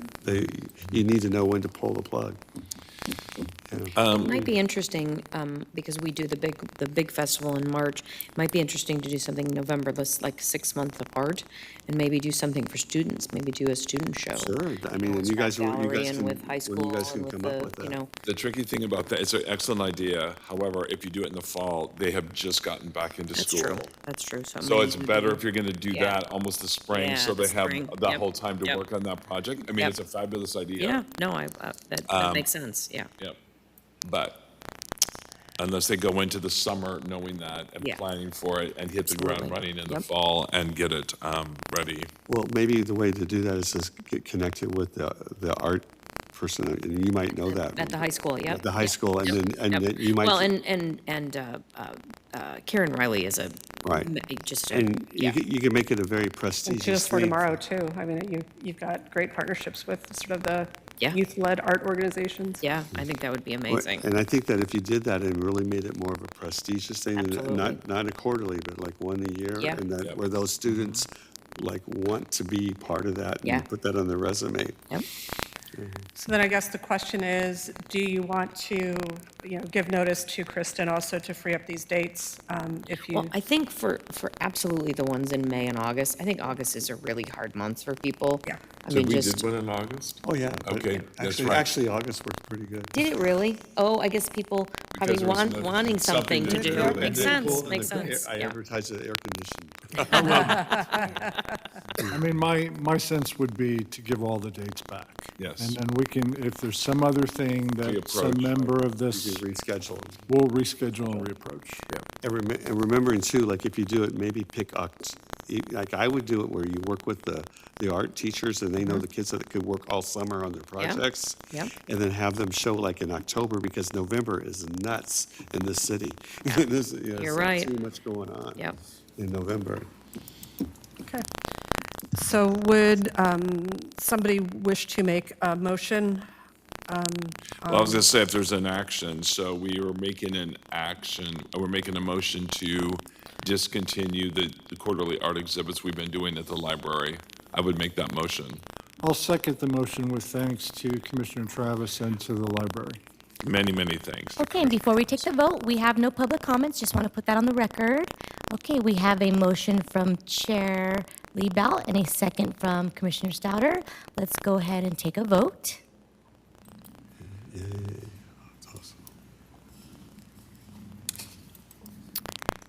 Commissioner Robinson, do you see it on your It's not on screen? my screen. And my screen. Commissioner Stouter, go ahead and push refresh on your browser. Top left. We're having issues. Ah, there we go. It's trying to come up. I call it moose and squirrel. It's moose and squirrel. Are you able to make a selection, It's not, Commissioner? mine is not. Just saying waiting. It's just waiting. Okay, I had a feeling it wasn't highlighting earlier, and sometimes when we're in it, it's stuck for a while. If the refresh didn't work, I'm gonna go ahead and have you verbalize your vote. Commissioner Robinson? Yes. Commissioner Stouter? Aye. Okay, motion carries, all ayes. Great, thank you, everyone, and yes. Okay, thank you, Mr. Commissioner Travis, for all your fabulous efforts in that. We're moving on to item number E, continued discussion of the Public Arts Commission's budget and projects for FY 2025-26. May we have an introduction, please? Sure, Chair. So last time we met, I introduced this item to you. Each year, the council has adopted a small budget for the Public Arts Commission, similar to what the PACE Commission has. And the commission has allocated $10,000 each fiscal year to do self-initiated projects, sponsorships, things of that nature. Right now, so far this fiscal year, you have committed up to $5,000 for the Arts Festival that's coming up, leaving you still a balance of $5,000 to expend before the end of June. And so when last we met, I think the sort of homework assignment was to think about opportunities to maybe spend the remaining $5,000. I know part of the discussion with Ann from the Arts District was, related to could the remaining $5,000 be used towards the mural project. For me, I see the mural project as something that is going to require a budget much larger than $5,000. And so I need to look into that a little bit, but to me, that would be something that we would look to tap our Art and Public Places Fund for that permanent mural, which has... Just a side comment real quick. That was initially why I asked Ann to come to the meeting, Yeah. for those of you that didn't know. And also, it was why I asked them to, with some urgency, reach out to the owner of the building, just in case this would be an appropriate source of funds. And then Ann, of course, mentioned that there might be other resources. I think this probably is enough money to do a logo on the side of the building, but I think we all want something more than a logo on the side of the building. Yeah. But that would be like an installation. Yeah. Yes. Yeah. Yeah. I mean, just as for reference, for the Esperanza Park building, which I think is 300 square feet, we have $50,000 budgeted for that. So. So you have $5,000. So I just wanted to see if anyone had thought of any ideas. Again, recognizing that if you have ideas and want to spend this, we also have to go to council for approval before June 30th to expend, and we have to have the money spent by then. I thought one of the things that we had discussed previously too was creating an event for the Perez Art District. And just in relationship to what you're just saying about the cost of that, my other thing is, in addition to the mural, I would really like that footbridge to become an art installation piece itself. I want that walkway, I want it lit, I want it sculptural, I want it sort of not like over the top, but I want it to be stand out and be something. Where's this at? I'm not, can you like, So on the back road here, I know, behind this building, Okay. there's a road that loops around and goes to the Roost. David Right? Vasquez Drive. In this section of it, there is literally a footbridge from this section that goes across the wash to Perez Art District. okay. I want that bridge to become like, I wanted the yellow brick road. I want it to go to the land of Oz and wonder and color and fabulous. And that's what I keep seeing in my head is something we gotta like make it, you know, interesting and Instagram moment. I mean, it's like something very visual. Who owns that bridge? Do we know? Yep. I don't know if it's, I'm assuming it's ours, but I don't know That's if what I it's was us or the assuming. Wash. That's what I was assuming it was the cities. Yeah. But that's what I keep seeing, light it up, Maybe the paint it frogs up, too, do right? something, but in combination with, and again, I don't think 5,000 is enough to do that. But I keep, again, that's my, we need to come up with to do that bridge and, you know, a mural. It could be a joint kind of thing about getting over to the land of Oz, but arts, getting, you know, anyway, so, but I keep thinking, it seems, my head keeps going, is to promote that art district, is where that art fund should be. And I thought we talked about an event, maybe with hiring some bands or some music or doing We something. actually did talk, I mean, I brought it up about us possibly having a music Yep, at yep. Fourth Fridays. The only problem And is, I actually went out, I mean, somebody was going to like talk to the folks at the Perez Arts District. I'm not sure to see if they would be agreeable to that. Because I know several of the galleries sometimes have their own music going on, you know. So, I mean, I reached out to two groups, and I could get a bluegrass band to play one of those Fourth Fridays. And then I have another group that could play on the, like in May for the Fourth Friday. And I even got their budgets and what they need. All they would need is like electricity, and it's just determining where in the arts district we want to place them, you know, so. The current musicians, when they play, are usually about 3/4 of the way down in front of Ann's gallery, actually. And I'm not sure if that's because the parking lot is structured such that there's this space right there Yeah, that's a there's good like a- spot, right, for, or if it's because where there's power, I don't know. But I'm certain, you know, we talked about it, not as much as the subject of the mural, but I did talk to them about, some of them about this. And of course, everyone's open to that, you know, kind of thing. It would just be a matter of logistics. And keep in mind too, we have to do this by the end of June. And June so I'm really thinking it would have to happen almost in May. Yeah. Right, that would be the ideal, but we have March, April, and it could be done if, again, just to do something for them. We don't have to try to get too carried away, but just, I think to make it more of an event or, I mean, I would love to say, let's bring the dreamboats, but, you know, something that would actually get people, if we can find something that would get people to, because that helps promote them. It's about giving people a reason to come. And doing it on a Saturday day, afternoon, you know, something. Either their second Saturday or their fourth Yeah, Friday. like this, Second Saturday, probably then would be the 4th, and my concern about that though in May is it's Memorial Weekend. So that would be, if that's a plus or a minus, I don't know. A lot of people come in for Memorial Day weekend. Okay. I mean, I don't think that's a, I'm gonna go actually this weekend for second Saturday to like check out the setup, you know, so, I mean, we also, I feel like we're in a vacuum without having representatives from Perez here to have this conversation with us. Yeah.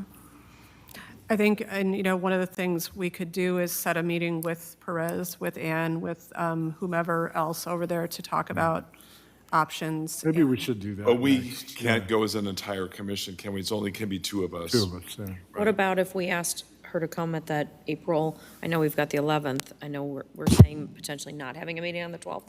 What if the 12th is that meeting? I don't think that's enough time. I think I we mean, need you to do could something schedule an before us. item, you could schedule like that discussion on the agenda item, but I think you're probably better served that if you have somebody that meets with them ahead of time to kind of vet those ideas and then be ready to approve it when you come back for your April meeting, because then it would give time to, because if we have April 7th, no, April 14th, I would have to get that on the April 22nd council meeting agenda. So, Mr. Chair, I would like to suggest that we appoint a two-person subcommittee to reach out and have this conversation with press. I'm happy to do it. And I'm happy to do it. I mean, I'd like to work with you on this. Okay. Cool, cool. I'm fine. You have Ann's contact information? Because she, it's unofficial, I know, but she sort of is she's the one who sends out emails to Yeah. everybody. She's the one who, Yep. Sammy Zelser, other people now are wanting to get more and more involved too.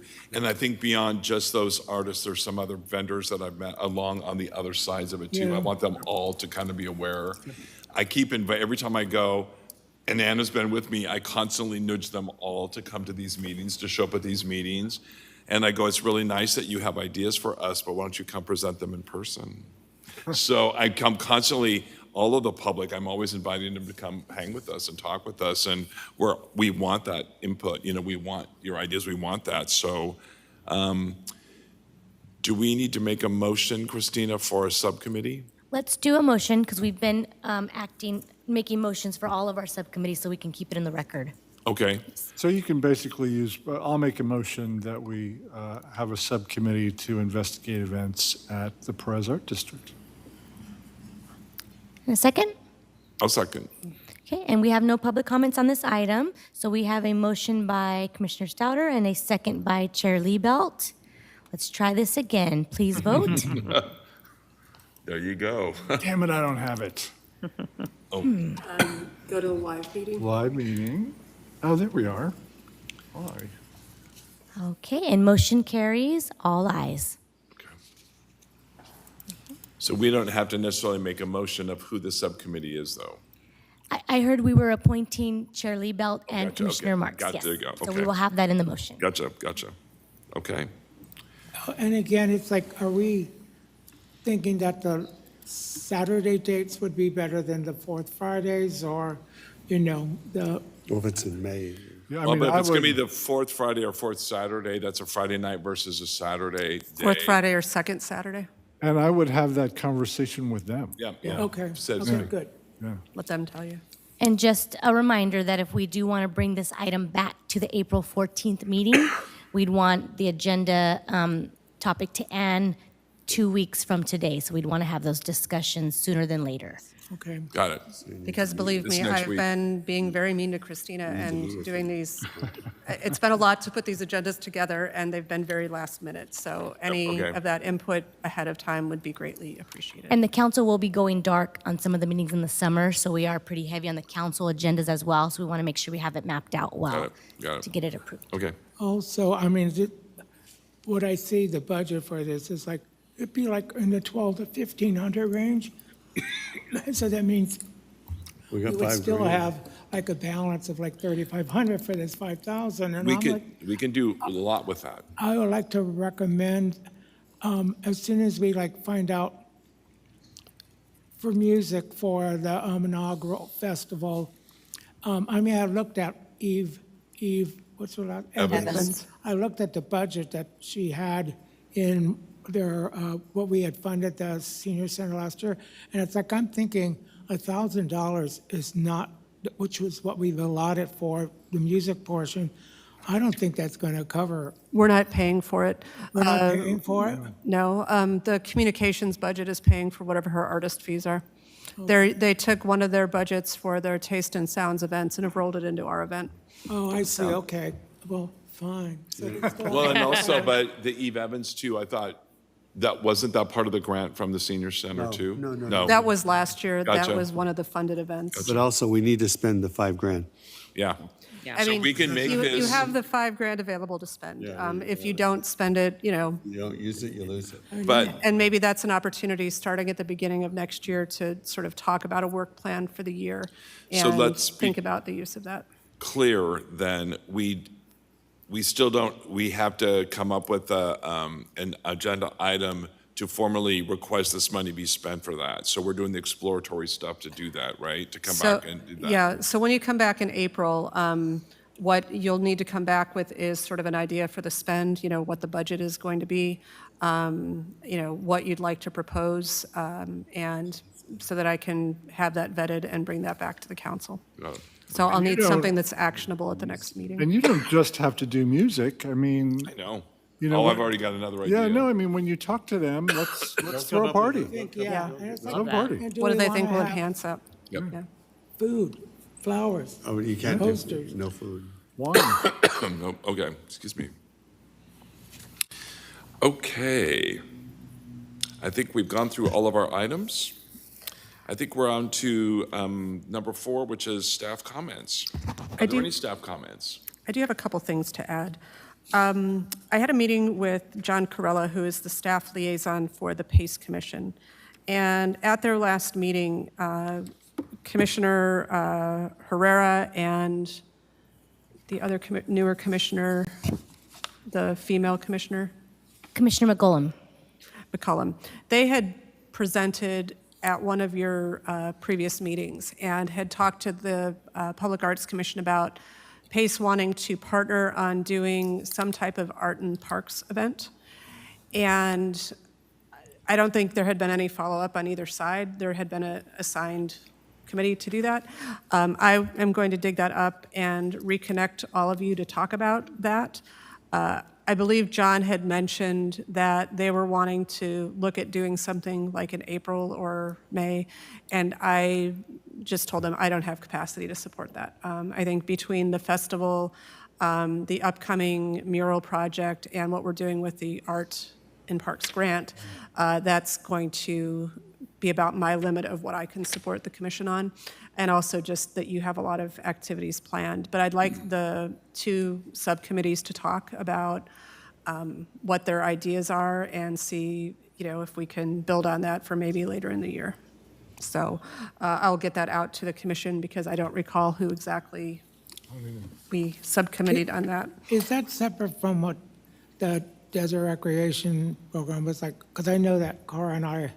Yeah. volunteered for And I've got to something. talk with with Cynthia, who is the DRD rep, to see if I don't know if she's reached out to anybody. I think April is their first event, and they've just been hustling, I think, trying to get that together. So it might be that they'll reach out more for the second event and beyond, but she has all of your information from both commissions. I've gotten some emails. and Okay. I just wasn't sure what they were asking me to do quite yet, so. Yeah, and I think if Cynthia has reached out, if you have any questions, to just reach back out to her of what support you can provide, or if they need any resources or connections to acts or ideas. I think that would be helpful for them. The only other thing I have is, I mentioned all the sort of advertising that's gone out. This is Arts and Culture Month in Riverside County. Oh, good. And we have an assortment of passports that different locations have to stamp your passport for going to different arts events. We have some for our Is our event. Arts in the Park event in that book? I've got to get it on the list. I send them the materials and they do advertise for us, but Yep. there's some other swag in here if anyone is so desirous of it. There's mints, there's some pens, there's hand sanitizer and lip balm. Oh. So I will leave this out here for anyone that is Swag. We got a lot of swag interested in last year. some good Riverside County swag. But they're always very kind. Whenever we promote on our website, they pick things up, or we try to remember to send it to them too. And I think they have picked up the art festival. Didn't I see something on Facebook that they, I haven't looked yet, but think they I'll might send it have. out directly Might have. to their coordinator. But that is all I had to report. Thank you so much. We appreciate that. So now the commissioners' reports. I'm going to start to my left this time with Commissioner Stouter. Thank you, Chair. Well, I mean, I didn't know it was going to be the last one, so now I'm sort of sad. But I was at the February art exhibit at the library, and it was not very well attended, obviously, but it was a great opportunity for the artists to get together and continue to build community. It was also a great place for me to sell folks on possibly being an artist at our festival coming up, and so it was good for that. I also attended one of the things somebody mentioned earlier that we funded through the Senior Center, which was this Starlight Pulp reading Crimes in the Desert, which was 4 different authors who each read parts of their novels. Those novels were for sale. You could get them autographed. Todd, I can't think of his last name, but he runs the creative writing program at the university in Palm Desert. He was there, and a couple other folks that read had been his students years and years ago, who are now.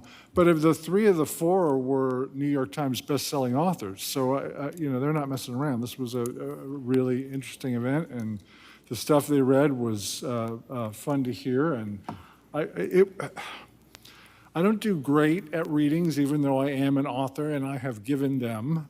I'm not a great audience person in a reading. I get bored easily. I was not bored at all. It was just really well done. They delivered it well. The material was fun. So highly recommended. I'm glad that we funded that. Was at the Perez Art Walk, obviously, on February 27th. Spent a little time at Pride over the weekend, and boy, did everybody do a great job with that. Oh, my God. I have my own artwork that is going to be in the Through the Lens show at the Artist Center in Palm Desert, which opens on Thursday. I'll be there for a month. And the last thing I wanted to mention was that, we had a presentation from our city's economic development folks about the Ignite program and the way that they wanted to help new businesses. And I sent all that out to the artists in Perez, and somebody took us up on it, and so I was able to attend a grand opening for the Desert Modern Gallery on March 5th, and it was incredibly well attended. Our largest yet. Yeah, it was incredibly well done. Our city team scheduled, folks from senators' offices and proclamations, and they cut a big old ribbon, and you could just tell the energy. It was a new day. It was a big step for the Perez Art District. It was the next big step. And the owner of the gallery, Kathleen and Eric, it's called, I think I mentioned it, Desert Modern Gallery. Their space is beautiful. You have to see it. It's one of the best put together galleries. Reminded me a lot of Santa Fe. You walk in there and I immediately thought I was in Santa Fe, at a Santa Fe gallery. Just very, very well done. But one of the things that she did, in addition to being, super gracious, was that she gave everyone a little bag to take home. And I didn't give it much notice. I was on my bike. I threw it in my backpack and got on the bike and went home. And when I got home, I noticed that there was this little flyer in it. And I really wanted to read this to you guys because this is, to me, what Perez Art District is all about. You are part of this place. Desert Modern Gallery isn't just a room full of paintings. It's a living, breathing story that only works because you walk into it. Every time someone steps through the door, brings a friend, shares a post, or chooses a piece to live with at home, they're helping this little desert dream take root. The success of this gallery won't be measured only in sales. It will be measured in visits, conversations, and the way the work lives on in your stories. If you've ever stood in front of a painting and thought, that feels like a memory I almost remember, you're exactly who this space was made for. By showing up, by telling your friends, by supporting authentic art in your own neighborhood, you're part of a quiet revolution against disposable decor and endless scrolling. You're helping keep real human-made art alive in a real human place. Thank you for being our early fans, our collectors, our cheerleaders. This gallery is not just mine, it's everyone's. Very cool. Yeah. And that, to me, that's the spirit of Perez right there. Did you see the postcards they had too? Yes. So the other really cool promotional piece that they had was they had created postcards with stamps, and it was for you to mail to like your friend to say, hey, I'm here at this gallery in the Perez Art District. You should really check it out. And they're beautifully designed Yes. postcards. It was a great idea. Yeah. That's my report, Mr. Chair. Thank you. Thank you so much, and thank you for sharing that. That was great. That's really clever. Yep. Commissioner Marks, Oh, okay. We're not gonna- anything to report? Oh, yeah, I got it. Oy vey. Well, actually, I kicked off the month with another Met Opera broadcast at the Pickford. Massenet Cinderella was a charming French production featuring mostly American artists. And once again, I'm reminded what a gem we have in the Pickford Theater. And Cathedral City is incredibly fortunate to host a venue of that caliber. It's pretty, because the next day I saw Pilion, which hasn't been playing at many theaters, but it was played here, so it was pretty good. Let's see, a quick side note to that is actor Timothy Chalamet recently dismissed opera and ballet as irrelevant art forms. Oh, yeah. And the global blowback has been swift and passionate. It's a good reminder that these traditions remain vital, meaningful, and very much alive, relevant, changes with the times. And I kind of refer to your example last month where you talked about the that dance company at the McCallum. It's like, I mean, that's like what's happening, and it's happening in opera and ballet, so it's pretty cool. Let's see, just as a side note of my own, on February 20th, I spent an afternoon with my alma mater, the Cincinnati College Conservatory of Music, discussing why I continue to support the school philanthropically. And it's like, a lot of conservatories don't get their alumni to support them because we usually don't have that much success in the arts, but I had some success, so I do. But one question stood out. Did Cincinnati itself influence my decision to attend? And at the time, no, that wasn't the decision, because I only attended because they gave me a full ride, okay? That's the truth of it. But if I were choosing today, the answer would be absolutely yes, because Cincinnati is a dynamic cultural city with world-class opera, ballet, symphony, museums, theater, and of course, the Reds and Oktoberfest. But it made me wonder how people considering a move to the Coachella Valley might weigh our own cultural offerings beyond the sunshine views and lack of hills or stairs. Those are my personal preferences. Let's see, the weekend of February 27th, I joined my Modern Men's Chorus for our annual music retreat at Camp Stevens in Julian. 10 hours of music making and a lot of community building. Julian itself is quite delightful, even though it has a heavy influence of apples. But on the drive home, we passed through Borrego Springs and stumbled upon the Goleta Meadows Estate Sky Art Sculpture Garden. That was wild. It was totally, it was essentially a drive-through desert gallery, enormous metal sculptures. And I did take the obligatory selfie in front of the dragon. So you can see it on my Instagram. Also, Modern Men is also entering a transition. Our artistic director is retiring after our next concert. He's going on 80 and he's earned it. So we're now auditioning candidates for the position, and it's been a really interesting process to be exposed to that and see the right fit for the chorus, and the direction. Also, this past weekend, I volunteered all weekend at the Cathedral City LGBT plus days. I did miss the Friday flag raising, but spent the entire day Saturday at the festival in the amphitheater, and I had been scheduled for only one shift from 11 to 2. But due to some volunteer miscommunications and delayed equipment deliveries on Highway 10, I somehow ended up there all day and into the evening. And from my vantage point, I have to say that festival was a huge success. I mean, I think Montage did a great job. I wish I could be part of the post-mortem to talk about stuff that was like, should have happened at the front check-in, but this was like the first, and they said this was totally new for them, but. Well, and Commissioner Marks, I would say that if you do have any of that input, please feel free to email me and I will share it with them. Okay, great. Because, again, I think it was a wonderful weekend. I commend Montage and Ryan and Adam and everyone else that had a hand in it, the volunteers. But like everything, it was, a new event. So there's always those things that you can always look at and make better for the next time. Okay. So any of that feedback, I'm sure would be appreciated. Fantastic, great, thank you. But yeah, it's like working the front gate, I met just about everyone in Cathedral City, gay and straight alike, sober and drunk, but that was okay. But, I finally met Mayor Gregory, and I also met our new city manager, Andy, who I think is an absolute mensch, from what I can tell. I invited him to attend one of our commission meetings, I said, I love that he was a new sheriff in town and the bed race. I'll leave it there. One comment I heard repeatedly throughout the day was, why don't we feature the amphitheater more often? I mean, we know the answer, it's a gem, and the community clearly wants more programming there. So now can we make that happen? Perhaps Pack and Pace become the stewards of the amphitheater. I don't know. Or am I opening a can of worms? On Sunday, I attended the bed race, which was an absolute hoot.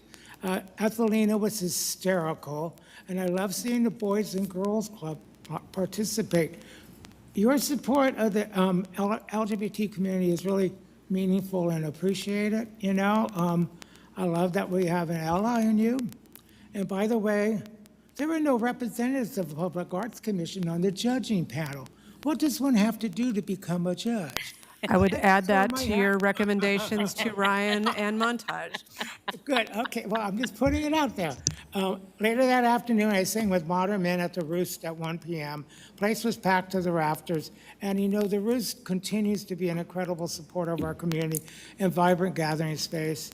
And upcoming events, Guys and Dolls at CV Rep, Origins at CV Rep, which is their new play development readings that are free to the public, and the Meatball Festival. I bought my tickets. I'm going to have 10 meatballs. I love okay? it. And that concludes my report. Thank you. Thank you. Thank you, Commissioner Marks. Commissioner Robinson. Okay.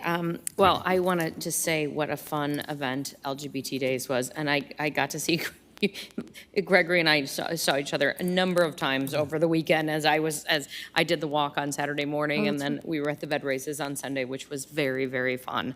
And it was very well run. It was quick. We got out of there before. Yeah, it was very quick. I was very excited because I think last year we were there till like 2 o'clock in the afternoon, and by the time they were giving the awards, I think there were 10 people in the audience. So they did a really good job this year. Even with politician presentations and things like that, it was still up by before some of the one. timing I think was off over the weekend, but you know what? It's a first time event, and there were a lot of balls in the air. So they did a really, really excellent job. My sisters were they came in from Chicago, and they were in the VIP cabana, and they said it was awesome. They said the breakfast was spectacular, and the champagne was really good. So they had a lot of fun. So it really, congratulations to Montage and to the two hardest working guys, Ryan Absolutely. and Adam. You know what, my hats are off. I kept saying them, and I was kind of trying to wave, and I was like, you know what, I'll talk to them on Monday. So, but they did a really, really good job.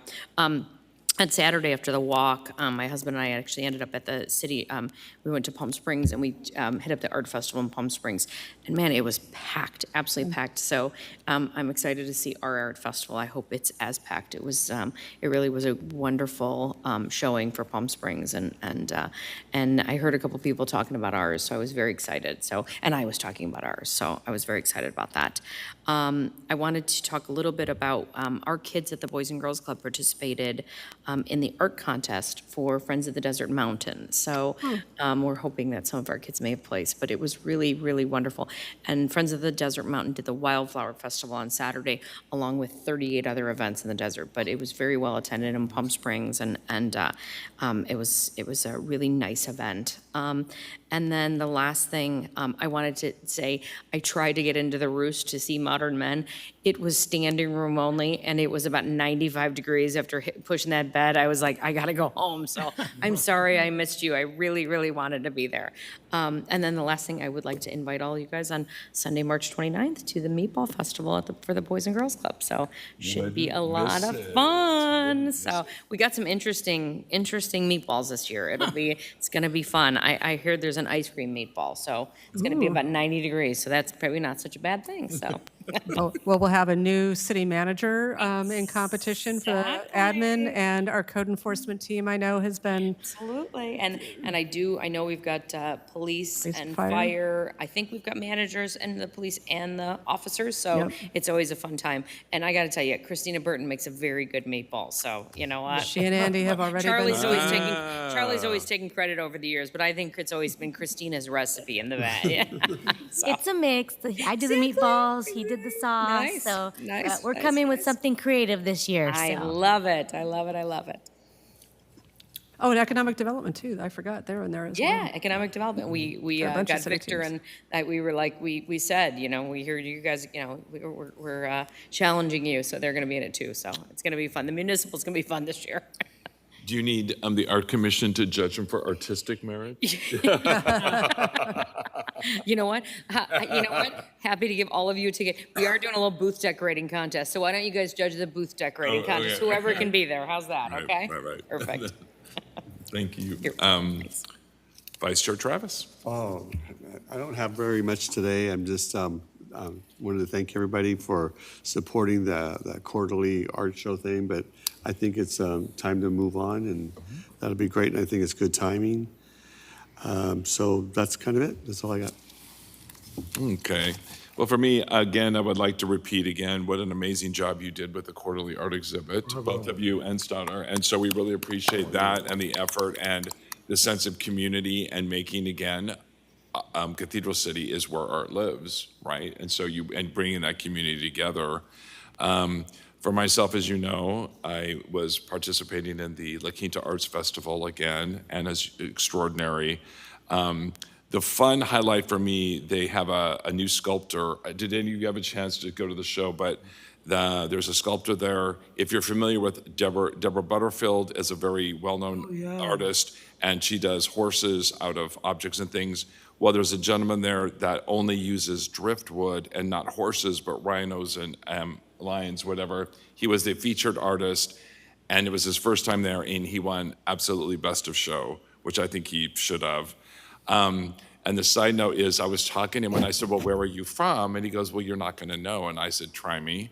And he goes, a little town in Washington. I said, I'm an expert. And he goes, Tokeland, Washington. And I said, you mean right down from Grays Harbor and Westport? And he goes, oh my God, it's my grandparents had a house on the ocean, right, like 2 miles from there. So he was shocked that somebody knew this little town of like, but to have this talent come from this little town and the driftwood, it made so much sense to me. The work was spectacular. As usual, the show was spectacular, 185 artists. I went back for the artist reception. I previously met Linda Evans, the La Quinta mayor. I love teasing her, and that she's a great sport, and commending them about what an exceptional show. And I said, we're gonna give her competition now. We're starting our own. And she appreciated that. And then I rubbed it in, and because going to the Dreamboats concert here and 22, 23, however many people, I said, you know, you may have the La Quinta Arts Festival, but we have the amphitheater. She goes, I know, Craig, I heard how many people you had. So again, what's always makes me feel great is when I go to all these other cities and they all know stuff is always happening here in Cathedral City. They go, every time they go, you've had this event and you've had this event and you guys are doing this and nobody else in the valley has the amphitheater that we have. I think their capacity is 1,000. I don't think the Dreamboats are performing in Indio this Saturday. I think I'm gonna go with a friend of mine because I wanna see what kind of crowd, what kind of thing there, but I'm so thrilled about the series of concerts. Unfortunately, we're missing one of them now. I'll catch the tail end, but everything is just building. And so anytime I go to these other events, There is another incredible contemporary dance company coming here to the McCallum soon. I forget the name of them, but I'm just putting that out there. If you go look at their websites, because they've been bringing in some exceptional performers. And I want to start creating a relationship with the Nikolai Rossi Dance Company in Palm Springs and see if we can something with them. I don't know, but that's all for me too. And again, yeah, the gay days here. I mean, and just watching across the board support. What I found myself doing is I met lots of new people, and every one of them that said, this is amazing, this is great. And I said, and the 28th, I was literally making guys put it in their calendars and their phones to come back for that, literally. And I said, because there's a concert, there's a jazz concert, there's a jazz, it's visual art, and they're like putting it in their phones, so. I think there was a lot of discovery of the amphitheater this weekend that I saw a lot of younger people,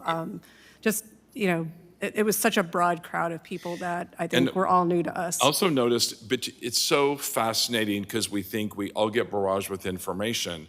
I was at this lovely dinner party a friend of mine hosted, like 14 people, and I said, who's coming to the bed races? None of them, and to my knowledge, a lot of them came. They all said they were coming. I said, who's coming to the concerts for the Dreamboats? A lot of them came. So it literally, and the people, well, where do I go look? And I go, where do you look? I go by just discovercathedralcity.com. Yep. But if you just type in concerts you can go get really basic and see what comes up. So that's why I'm constantly reminding people. And then I'm reminding all of us, like all the cities or whatever arts organizations, go like their page, go follow, go get, and especially with this city, because there's so many great things that happen here all the time. I can tell I'm getting on my soapbox here, so I think it's time for me to say I'm concluding my remarks, and I think we're done with my report. So if the last item would be if there's any discussion on any future agenda items, and I just think the only one we're talking about is possibly utilizing that money. Commissioner Marks and I going and talking to the people at Perez Art Road District, and I think that's it, right? It's amazing. So with that, I think this meeting is adjourned. It's a wrap. So we can